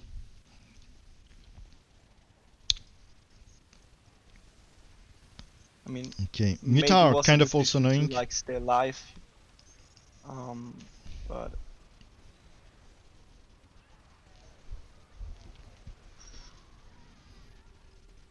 okay, you hit the tongue took the tank, put it back, helped them to stack. Brutalisk is here. Brutalisk are very annoying, but for Tychus it's real bad of luck because he's very bad versus Manx. His units are not made to fight Manx. He only have Sirius with the explosion. This is good versus Manx. Maybe this one, he went for the armor munition. Yeah. That's probably for the leaks. Mostly for the leaks, because for this it's not that useful. Like 3 more biles and the Nexus would be toast. But they're holding, and the Swarm hosts are Yeah, fucking yeah. stacking, and they don't have any tools. I would build more tanks just to fight the Swarm host. I don't understand this. He has only one Sky Fury. I mean, I cannot disagree with that much with him. But the tanks here are the solution to the Swarm host, definitely. Yeah, I mean, and with the combination of the Banshees, they're kind of fine as well, no? Mm-hmm. Yeah, totally. Yeah, you see the Bile love taking it. the tank back. I love it. And Sky Fury as well, you saw that? Even took back their own Sky Fury there. Alright, so again, very scary with those biles. If enough survive to hit the Nexus, it's over, but doesn't seem so for now.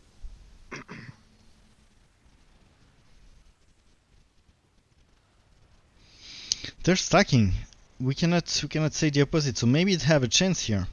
Note the ton of muta that are very, very annoying for Stukov. Stukov doesn't want to do anti-muta. He doesn't want to do Liberators. Liberators is his best answer, but yeah, probably Apocalypse is his best answer because it's really good versus Tychus and it also helps versus the muta. Look at those muta. He cannot ignore them anyway. He want to push in to handle them. So he will probably ask. Yeah, he will add Apocalypse. That's the most sensitive way to do it. I just took a little look at my chat and I saw random kind of complaining about the play out of Kingdom. No clue what he meant. Oh, look at this! Look at this! Pride of Ostigrad. Okay, that will be bad for Abathur. How much level does he has? Okay, level 3. So he will already have the 3 Yamato cannon with AoE that will one shot all the mutas. So it's pretty much GG, I think, at this point. And yeah, and we also see like but there is Sky Furies here. There is Sky Furies already. The Sky Furies of CGO might hold it. Because he's pushing into CGO, right? So CGO is coming. Yeah. And the Sky Furies might take care of this. I mean, they will, right? Yeah, but there's only 3 of them and there's other air. Yeah, but he kinda... I mean, he kinda lacks something like a lot of mutas to really tank some shots. Yes.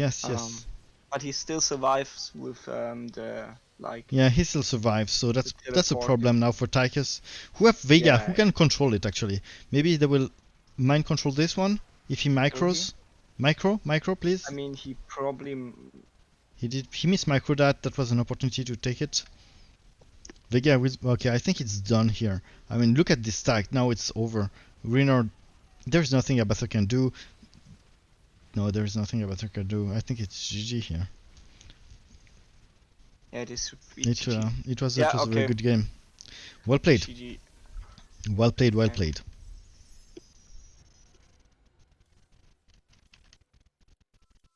Wow, what an amazing game.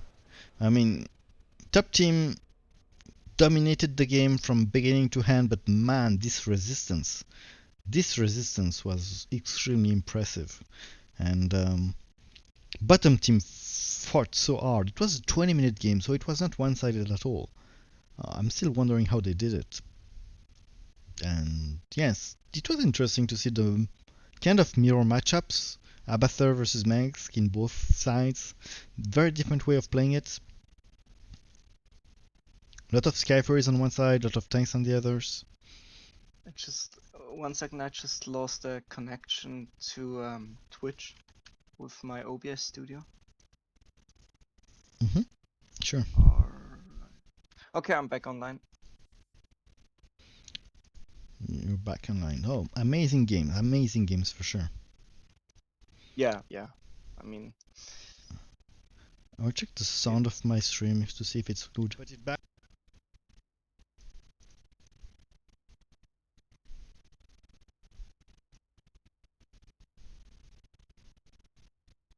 Versus Mengsk. His units are not made to fight Mengsk. He only have Sirius with the explosion. This is good versus Mengsk. Maybe this one. Oh, he went for the armor munition. Yeah. That's probably for the leaks. Mostly for the leaks, because for this it's not that useful. Okay. Like 3 more biles and the Nexus would. Okay, I have to correct something on the sound. We don't hear you strong enough, and the game is not hearable at all, I think. In your stream? Yes, in my stream. Your stream, I don't know.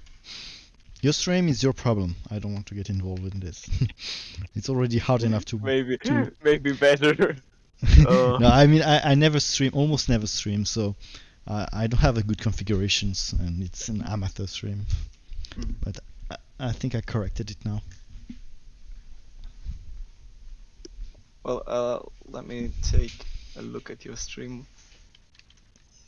But it's a good opportunity at the end of the game because you can hear it. If those biles have enough survive to hit the Nexus, it's over, but it doesn't seem so for now.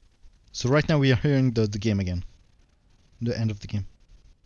Yeah, exactly. They're stacking. We cannot say the Yeah, opposite. okay, They so may not have you a have chance here. like 0 game sound on and the voices are okay-ish. But Yeah. yeah, I can't hear I anything. put up your voice and the sound of the game. Easy Alright, best answer yes. because it's really Nice, good versus nice, Tychus nice. and it also helps versus the Muta. Look at those Muta, he cannot ignore them anyway. Okay. So here the challenge He comes want to again, push in to handle them. switching to the other screen. What? It's a very risky move for me. Yeah, sorry, I didn't send you the link yet. Give me a second. There you go.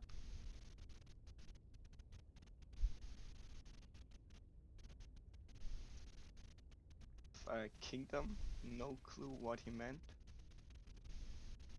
Didn't Oh, look at specify. this! Look at this! Pride of Alright. Ostigrad. Let's see what they have Okay, in that mind will this be time. that will be bad for Abathur. So the current score is 3-1. Still a long way to go, but it's already a clear advantage for Team HS here. Mm-hmm.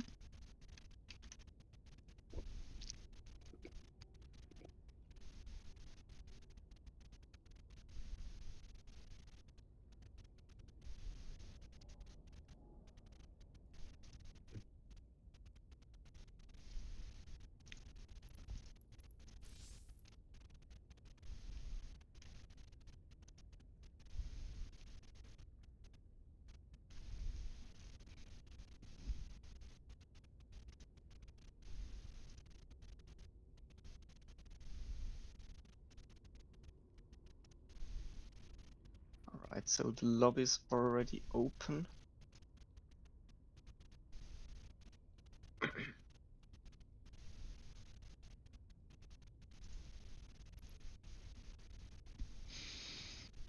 Okay, I'm putting the end of the game until it starts again. What do you mean? No, on my stream I'm putting just the end of the game. Ah, The yeah. final was crazy good.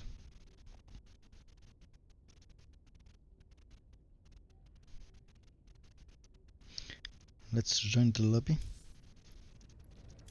Yeah, I think as long as the other team didn't do their picks, we shouldn't, because if it takes longer than 5 minutes, we're gonna spoil the positions. Actually, you're right. So let's wait till they locked. Okay. Okay. Now gonna switch back. Let's see. First we have Kingdom against Sitio, Shame against Apocalypse, and Reponix against Chain Link. Okay, good. Right. So here will be some Phoenix versus Abathur, I guess. Shame versus Apocalypse. Not sure.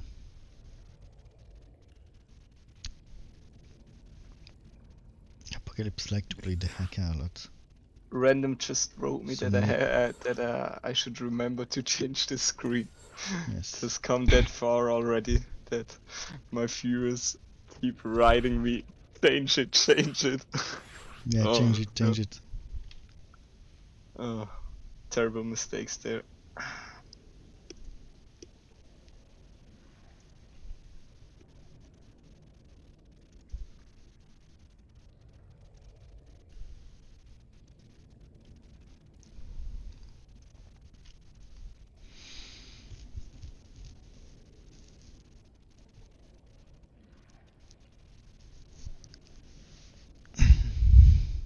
I'm not sure what the Apocalypse versus Shame would be. Shame would want to play Haka because Shame would want to play Abathur because Apocalypse doesn't. Maybe Abathur can choose Tychus, and Tychus, it's like this. Tychus is really a good commander versus Abathur, and Abathur is very good versus Haka, and Haka is very What? good versus Tychus. So like circle. I mean, what about Vorasun against Tychus? Well, Vorazun okay, no, versus Tychus it's very is risky against the Haka, so. I mean, a good Tychus will have no problem versus Vorazun, but Okay. you need a lot of micro, and if your Vorazun blink his I mean, Shame is an awesome macro player, and if Yeah. Vorazun can blink the DT back out of a series with explosion, Vorazun is a very good position. But if Tychus have his help of his ally, for example a Rainer or a Haka, to bring detection, Tychus is very strong versus Vorazun, so it can be a two-hedge game. Yeah, I mean, it's kinda a gamble again, huh? it's kind of a Right. gamble. But I think Vorazun, if a very good Vorazun, is stronger, just because you Yeah, can micro the DTs. I mean that's probably the case here. That's probably the case here. If But not still here, when? but it's still Then, scary you know? for Tychus because if he doesn't have detection from his ally, it's very annoying for him to deal with the stalkers, and we know that Shame's team are very very good with pushing early game. Yeah, I mean, that was something I want to mention as well. I think the momentum is definitely on Varasun's side, no? I mean, against Tychus. Early on, at least. Yes. Early to mid game, probably Vorazun favored, especially if Tychus doesn't have detection from his ally. Yeah. And then late game, Tychus will probably win. Because at some point the stalkers don't do the job. It's basically stalkers and DT the job, and you have to blink back the DT before the series explodes. You can add some Centurions, but at some point your units scale up much less than Tychus units scale. Yeah, obviously, yeah, true. And Tychus can do hammer munition. Tychus can do Sirius's. Tychus can do one or two Bub to tank for the stalkers.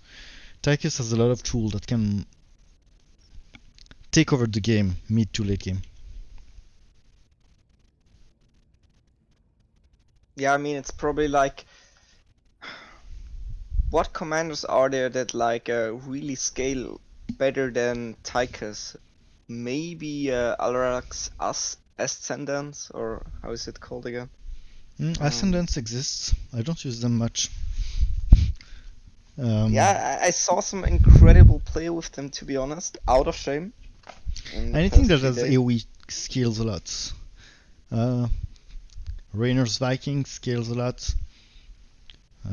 Corsairs and Void Rays for Vorazun scales a lot. Yeah, true, Void Rays, yeah. They begin to one-shot anything at some times. And it's like melting through butter. yes, just the range upgrade, the thing that the more they fight, the more they have range, make them able to one-shot everything. It makes me want to hit myself when I think about it, that I like invested over 15 hours of gameplay into Varasun the past few days or weeks, just now that she gets such a huge nerf. It's so annoying.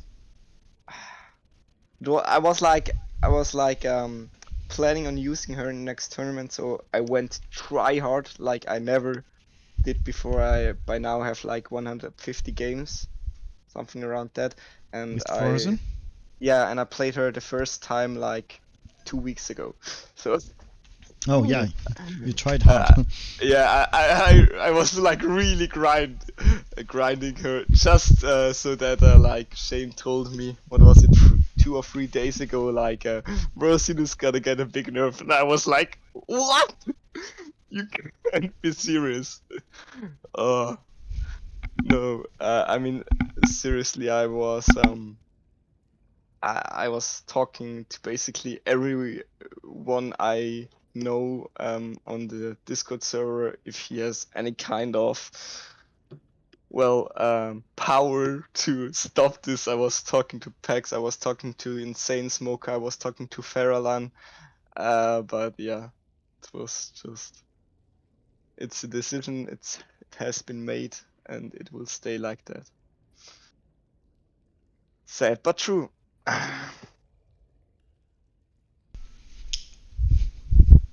Okay, so what kind of problem do they have here? Who's keep leaving the lobby? Okay, so yeah, Shame had to restart the game because he has like problem with his RAM, if I'm not mistaken. So every few games he has to restart or StarCraft will crash.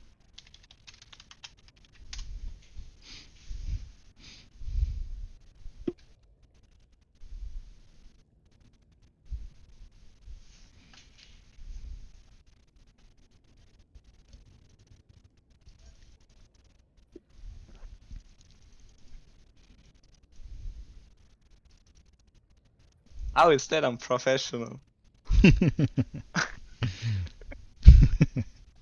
That's true, we're a forecaster.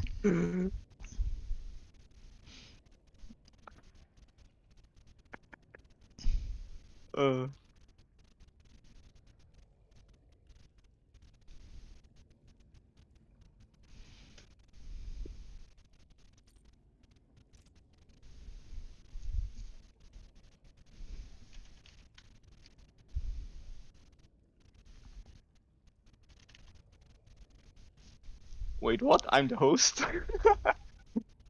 You're the host. How did that happen? What? Kingdom is in the washroom? Are you kidding me? No way, dude.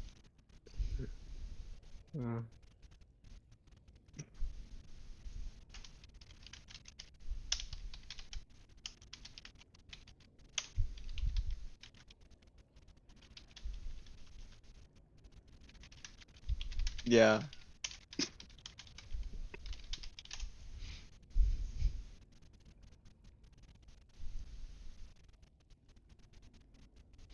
I think the mood is not about joking No. around. But it's funny anyway. I But don't care. for us, it's easier. I mean, of course, we don't have the pressure they have. Yeah, of course. I mean, for us, it's like we're sitting here in total like 6 hours straight. Okay. We had to have some fun. Ready? So Kingdom is here. Okay. Yeah. Okay. Both teams agreed. Okay.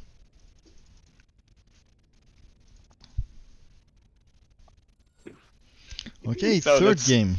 Now let's switch up some positions. Oh Okay, man. I'm really curious what Alright. they do. Do Apocalypse will play the Haka? Do Chainlink will play a Bather? I'm really curious about that.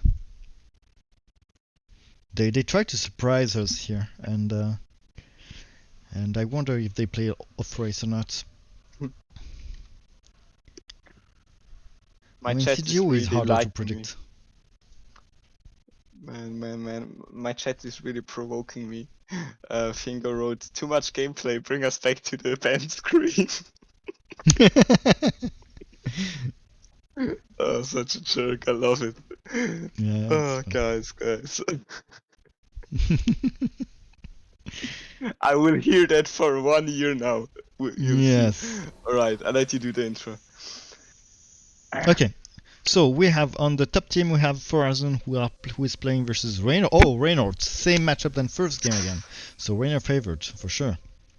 Then Alarak is played from Shame versus Tychus. Okay, so that's kind of Alarak favor. I think he was expecting something else. He was probably expecting a Bather.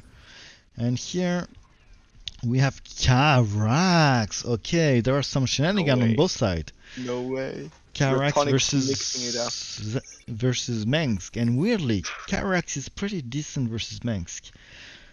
Carax is pretty decent versus Mengsk for some reason. I cannot explain this, but Annihilators are just so good in this matchup. I so don't want to disagree with you there, but I think there's one unit that's really scary, and that's the POA. Or at least when Yeah, I POE used to play is. Karax. But you know there's the energizers can control units, but it's true that it's very scary. Yeah, yeah.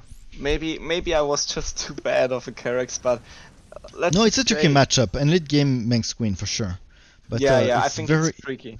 it's very early. It's very early. It's very difficult for Manx to kind of catch up with the mass annihilator thing with a few mirages and a few zealots.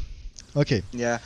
I believe a very good thing Mengs can actually do early game is like a combination, a good mix of Lings and Flame Troopers. It Mhm. can really be annoying, yeah, for Yeah, the true. Zealot. Totally true. I usually start with a lot of troopers. Troopers are Mm. decent versus almost everything Karax has. And sometimes Manx want to go air. I mean, some good Manx choose to go full air in this matchup. Wait, hold on a minute. You know what? You remember now? It's doesn't matter anyway. But you remember when I told you Shane doesn't play Alrak in this tournament, right? Mhm. So if you take a look at the combination of the three commanders, right? Yeah, but don't tell it if it's like a special thing. Yeah, I mean we will see it in this game, but let's just Just say it's the combination in which he likes to play Alarak. okay. Just as an explanation why he chose it. But I'm not gonna spoil like the Okay. strategy, but I think we'll see it here. Okay, so we see Raynor doing the same thing as before. He tried with Banshees for the detection. Very good versus Farazan because it forces him into tier 2 as he already did. And that's put Farazan much back behind. And it prevents him to go Mass Stalkers and have a very strong tier 1 push. Alarak is doing the standard build versus Tychus, which means a lot of Havoc, some Stalkers, and he will go into Wrathworkers. He will. I know that Shim playstyle versus Tychus involve a lot of Slayers, much more than Supplicants. Most player do the kind of the opposite, but he's relying a lot of Havocs and Slayers. Yeah, exactly. That was something I realized as well while playing with him, and he also told me that he really likes to play with a lot of Havocs. So he later on will probably see like a lot more than 3 Havocs out of him. He, Yeah, of course it makes no sense to do more Havoc than there is units here. I mean, already here yeah, he has yeah, 3 Havoc exactly. for 2 units. I mean, that's kind fine. of overkill. It's kind of overkill because even in the best case scenario you have 1 Havoc that is useless. Mm. You remember that Havoc, like, Don't it stack up to 3? I thought. I don't think it's stacked, no? I think it does. Let's see. No, it cannot Let's stack. see. Let's see. I'm pretty sure it does. Can we check that? No, we I don't cannot. think. I would at least I bet with you that he believes it stacks. I'm not sure if it's What? actually the case. I'm What? very sure that Shane believes it stacks. Okay. I don't I'm know not what sure Shane if it's believes, the but case. what would it mean? I mean, if it's 15% less damage, if you have 10 Havoc, no, No, I like don't know. it's if it stacks up to 3. What exactly does the Havoc? It does like 10% more damage receive or 15%, yeah, 15%. It 15% would if you don't mean have the like upgrades, and 45%. oh my god, he's already tier 3. We have the range upgrade of the Havoc already. Okay, he starts with Yeah, Wrathworkers now. I'm really curious to see this. The +2 range on the Havoc is crazy good. I mean, this upgrade is crazy good. And it applies also to units that are not yours. And that's pretty much very crazy. You can give Yeah. +2 range versus on any unit that is fighting the fight. I mean, especially if you manage to stack with them. Yeah, no, I'm not gonna talk too much. I know it's this one. It's this one. Yeah. Okay. I really am gonna spoil stuff if I talk too much here. Yeah.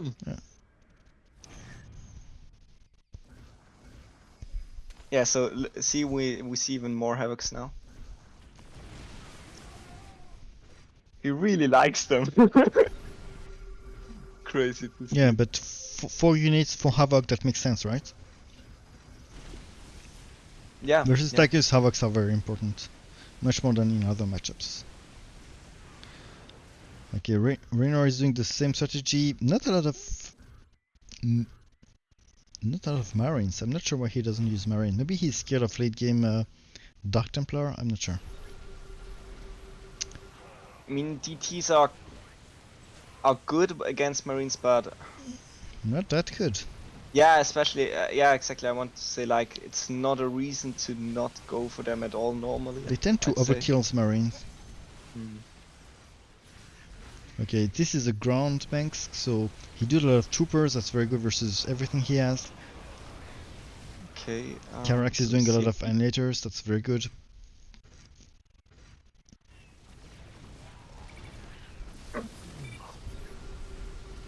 Banshees are very annoying. The tank is put down. but Tanks are love very to good versus Stalkers, and you can stack them. And both help the other to stack. I mean, Stalkers help the tank to stack, and tanks help the Stalker to stack, but in the long run, tanks are better. But here, they're being pushed into, and there's nothing that can hold this. Okay, Tychus have this build that is... But he went for... No, he's not tier 3 actually. Yes, tier 3. Tychus doesn't use rubs. Okay, no, he uses rubs, but not that much. The problem with Kevin is that he doesn't do that much damage versus Alarak himself. And here there is not that many supplicants, but still you have to kill this shit. So often you want a Sam, you want something that just one-shot Alarak and kill the supplicants. Yeah. I mean, And Rubs have the advantage that he can does just... have one Sam, Oh yes, you have one Sam, sorry. but I think he missed the shot. I'm not sure. But he has Mobius. I like the other upgrade, the G7.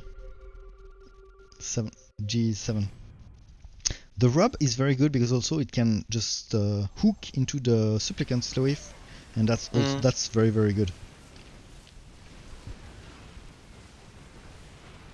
Yeah, Rob Cannonball is kind of annoying unit to play against. And it's also very tanky versus the Wrathworkers that are coming now. Yeah, I mean you against need any tank. kind of anti-armor. Also, yeah. Yeah, Wrathworkers are not anti-armor, just to do a shit ton of damage, and Rob has a shit ton of HP, much more than... I just realized. Just realized when I said it. I kinda had like dragoons in mind there, you know. Mm-hmm. So I was like, no, but no. All right. So still no mirages. Yeah, but he doesn't need them here.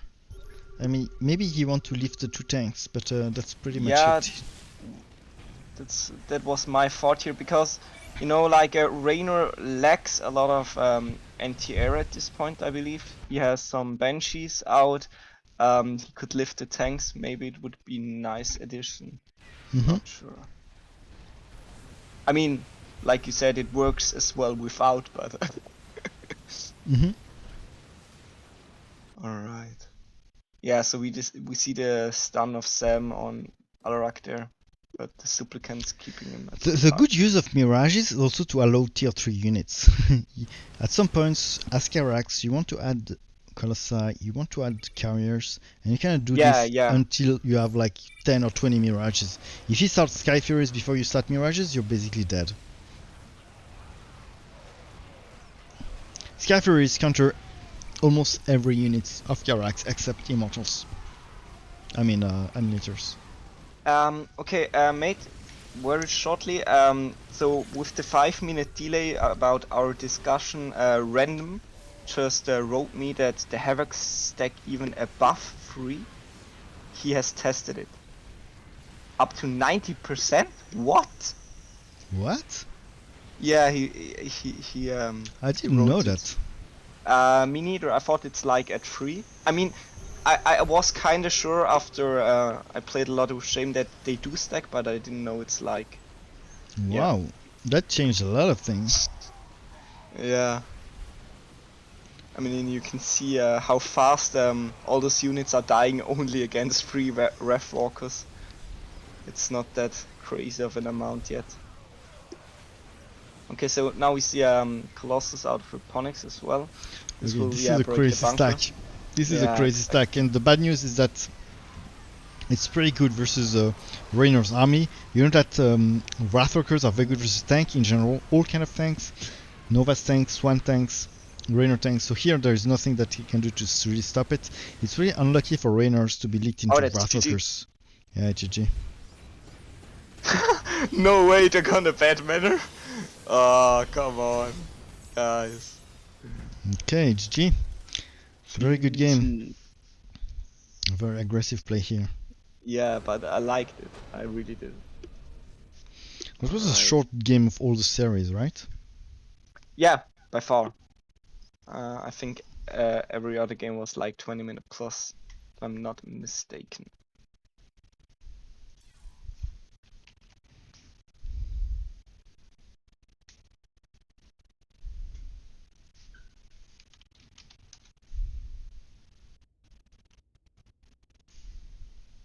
Okay, so basically as we have seen here, it's kind of, let's say, a nice combination to have the Stalkers stack with the Havocs. Yeah, I learned something today. Yeah. Oh my gosh. Shame. So there, you know, there's the the status message you can send to all your friends, right? In StarCraft. He spams, I'm number one, I'm number one, I'm number one. Wait, I'm gonna copy paste it and send it to you. He spams this here. No, I see it. I see it. Lovely. No, Reponic's even worse with ease, ease, ease. Oh, guys, that's bad manner. But yeah, something I didn't even realize, as it is 4-1 now, the series is actually over and we have our winner. Ah. Yeah. Ah, yes, because there was one. Exactly, I missed that. Oh, okay, so it was the last game. Oh my god. Yeah, they won the tournament with it. That's why Okay. they are, yeah, freaking out. Okay, so that was pretty amazing. I didn't realize it was almost over. Yeah, same. I completely wasn't aware this was the deciding game for them. But yeah, seems like Okay, that's so can I just win the game? Did it only 1-1? Sorry? What was the score? So they lost all of They started first on one. 1-0. 1-0, Yeah, I and think then it was only losses. 1-1. Yeah, they lost the first one, I believe. Wow, okay. Oh man, pretty impressive. Yeah. Kanash has really dominating this. I mean, it's even if you don't take into account the first game, it's 4-1. It's really a bit domination. It was very Wow. good games. I think I learned a lot watching those top players game. Yeah, it was interesting for sure. I mean, on top of I that- will 100% rewatch the games where like the heavy stacking happened. You know, like the unexpected pushbacks. I really want to see. Yeah, that the once first again. game, first game was amazing for this. Yeah, I it was really have to see this in so detail. unexpected. I want to figure out what exactly happened there that turned the game around so much. I really want to see that. But yeah, So- overall, I really liked it. We had some long and stacky games, and here a fast but brutal end with Yes. a really nice strategy. I loved it. Yeah, most of the game was extremely interesting with some back and forth and some interesting play, something that I was puzzled with, and that makes me getting better at the game. I mean, yeah, first game was amazing. I don't know how they did manage to do that. All right. I have. Wait. So kind of a suggestion out of Apocalypse right before the tournament, right before the game, he asked if we could do like an interview with some of the winner players. What do you think about it? At least if they agree to it. Yeah, sure. I already said. But we have to prepare some questions. I mean, We cannot say. Yeah, probably. So I mean, yeah, like when were you the most scared? What moment were you the most scared of losing? What surprised you the most? yeah. Yeah, maybe we can ask them about the first game, how they see it. What was the Yeah, I mean, mistake? What was the mistake? I think exactly, that's the most interesting exactly. question. What How do you they think? reacted, like what they were thinking, what they have to change to Yes, the first game was clearly amazing, and I wonder what is their analyze of it retrospectively. All right. So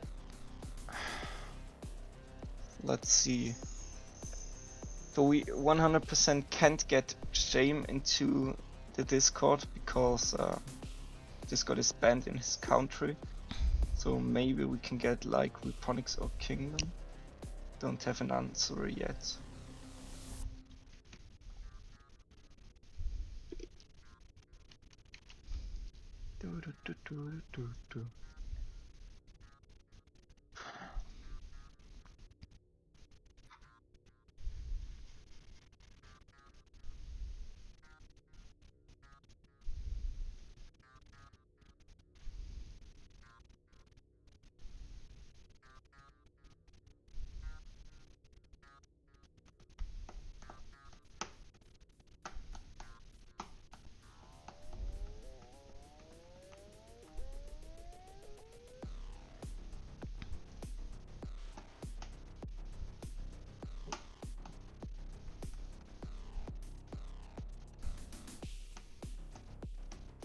I think they're probably just celebrating right now.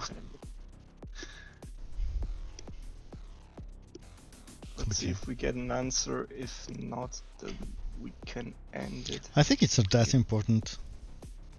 Yeah. Reponics just agreed. Alright. Let's go to the server Discord call in that case. Oh, we so can just invite him here. I don't because- have him in the friends list at least, so But just going from because if we go in the server, some people might join. It might disturb. it's the a interview. maximum of 3. It's fine. Okay. Only 3 players can join in. Alright. Where do you want to go? So Let's which go one? voice 1, voice 1. Okay.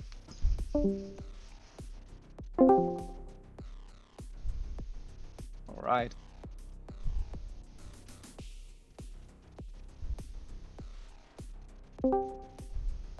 Hello, Hey. hello. Hey there! Hello. Congratulations. Very well Thank played. you, thank you. They were fun games. Very intense Yeah. And long. and long. My team is so fucking what's it called? Ecstatic about the victory. We're like spamming our party Yes. chat all caps. We're enjoying ourselves. I can understand that.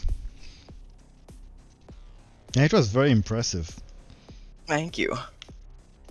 Yeah, some epic comebacks there and very aggressive play at the end.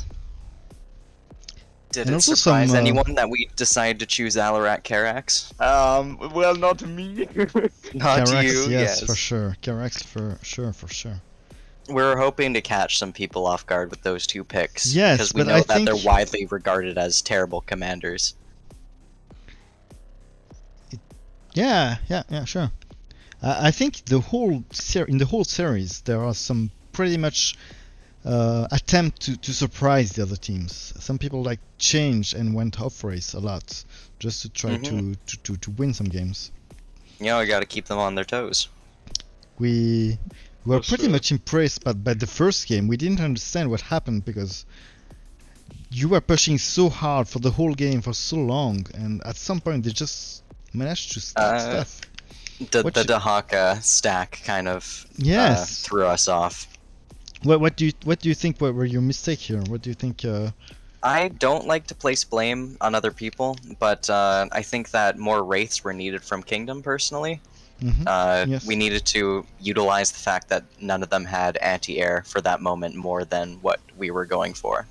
Yeah, true. The Haka was very light on NTR when you think about it. Yeah. Alright, Any so other questions? yeah, sure. What was like the thought process behind the decision when you went into the second game, so the pick and ban. What was the second game again? That was Phoenix. After the loss. Mhm. After the loss. What did we do after the loss? Was it Phoenix, Abathur, Minx? question. I honestly forget what we picked the second stage. It was the very long, the 37-minute game. Oh, right. I was versus Rainer. Yeah, Um, exactly this one. Yeah, with the Hyperion It Mm. was scouts. Phoenix, Dahaka. Oh, sorry, Phoenix, Abathur, Minx. Yeah. Kingdom was Minx, right? No, he was Dahaka. It was Phoenix, Abathur, Dahaka. So the idea behind that comp is we were trying to play to counter, having Shame. We know that everyone on the enemy team only really plays 2 commanders out of each specific individual. Mhm. So we know that Apaka is only going to be choosing Dahaka or Tychus. We thought putting Shame's Abathur against that lineup would be a smart move. Placing Phoenix against either Stukov or Raynor, Mhm. we thought was in our best interest as well. And then Dahaka versus Minx or Abathur from Chainlink. Yes. All right. But yeah, do you think Abathur is good versus Tychus? Do you think it's a safe move to I do think Abathur is very favored in that matchup. If well, I mean, it goes without saying if the Abathur knows what they're doing. I'd say it's a little bit rough going early on, but as long as you have teammates that are stronger early game that back you up, that's an easy win right there. Once it gets to a certain point, I don't think there's any way Tychus can really outdo Abathur. that? Okay, interesting. Yeah, I think we all definitely learned a lot today. Were some really nice games, which I really want to rewatch as well.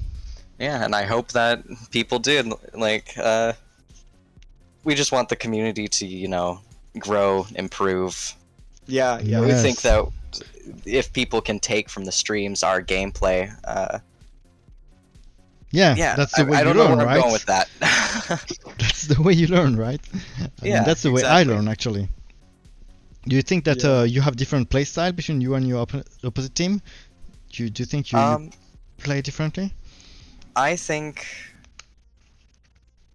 I don't know about playstyle because really you play to win versus the commander that you're versing, right? Yes. I guess if you count that as style. I think that we're all just solid players. They rely more on stacking, and we rely more Yes. on Countering. like forward push. Yes. Just go ahead. You're more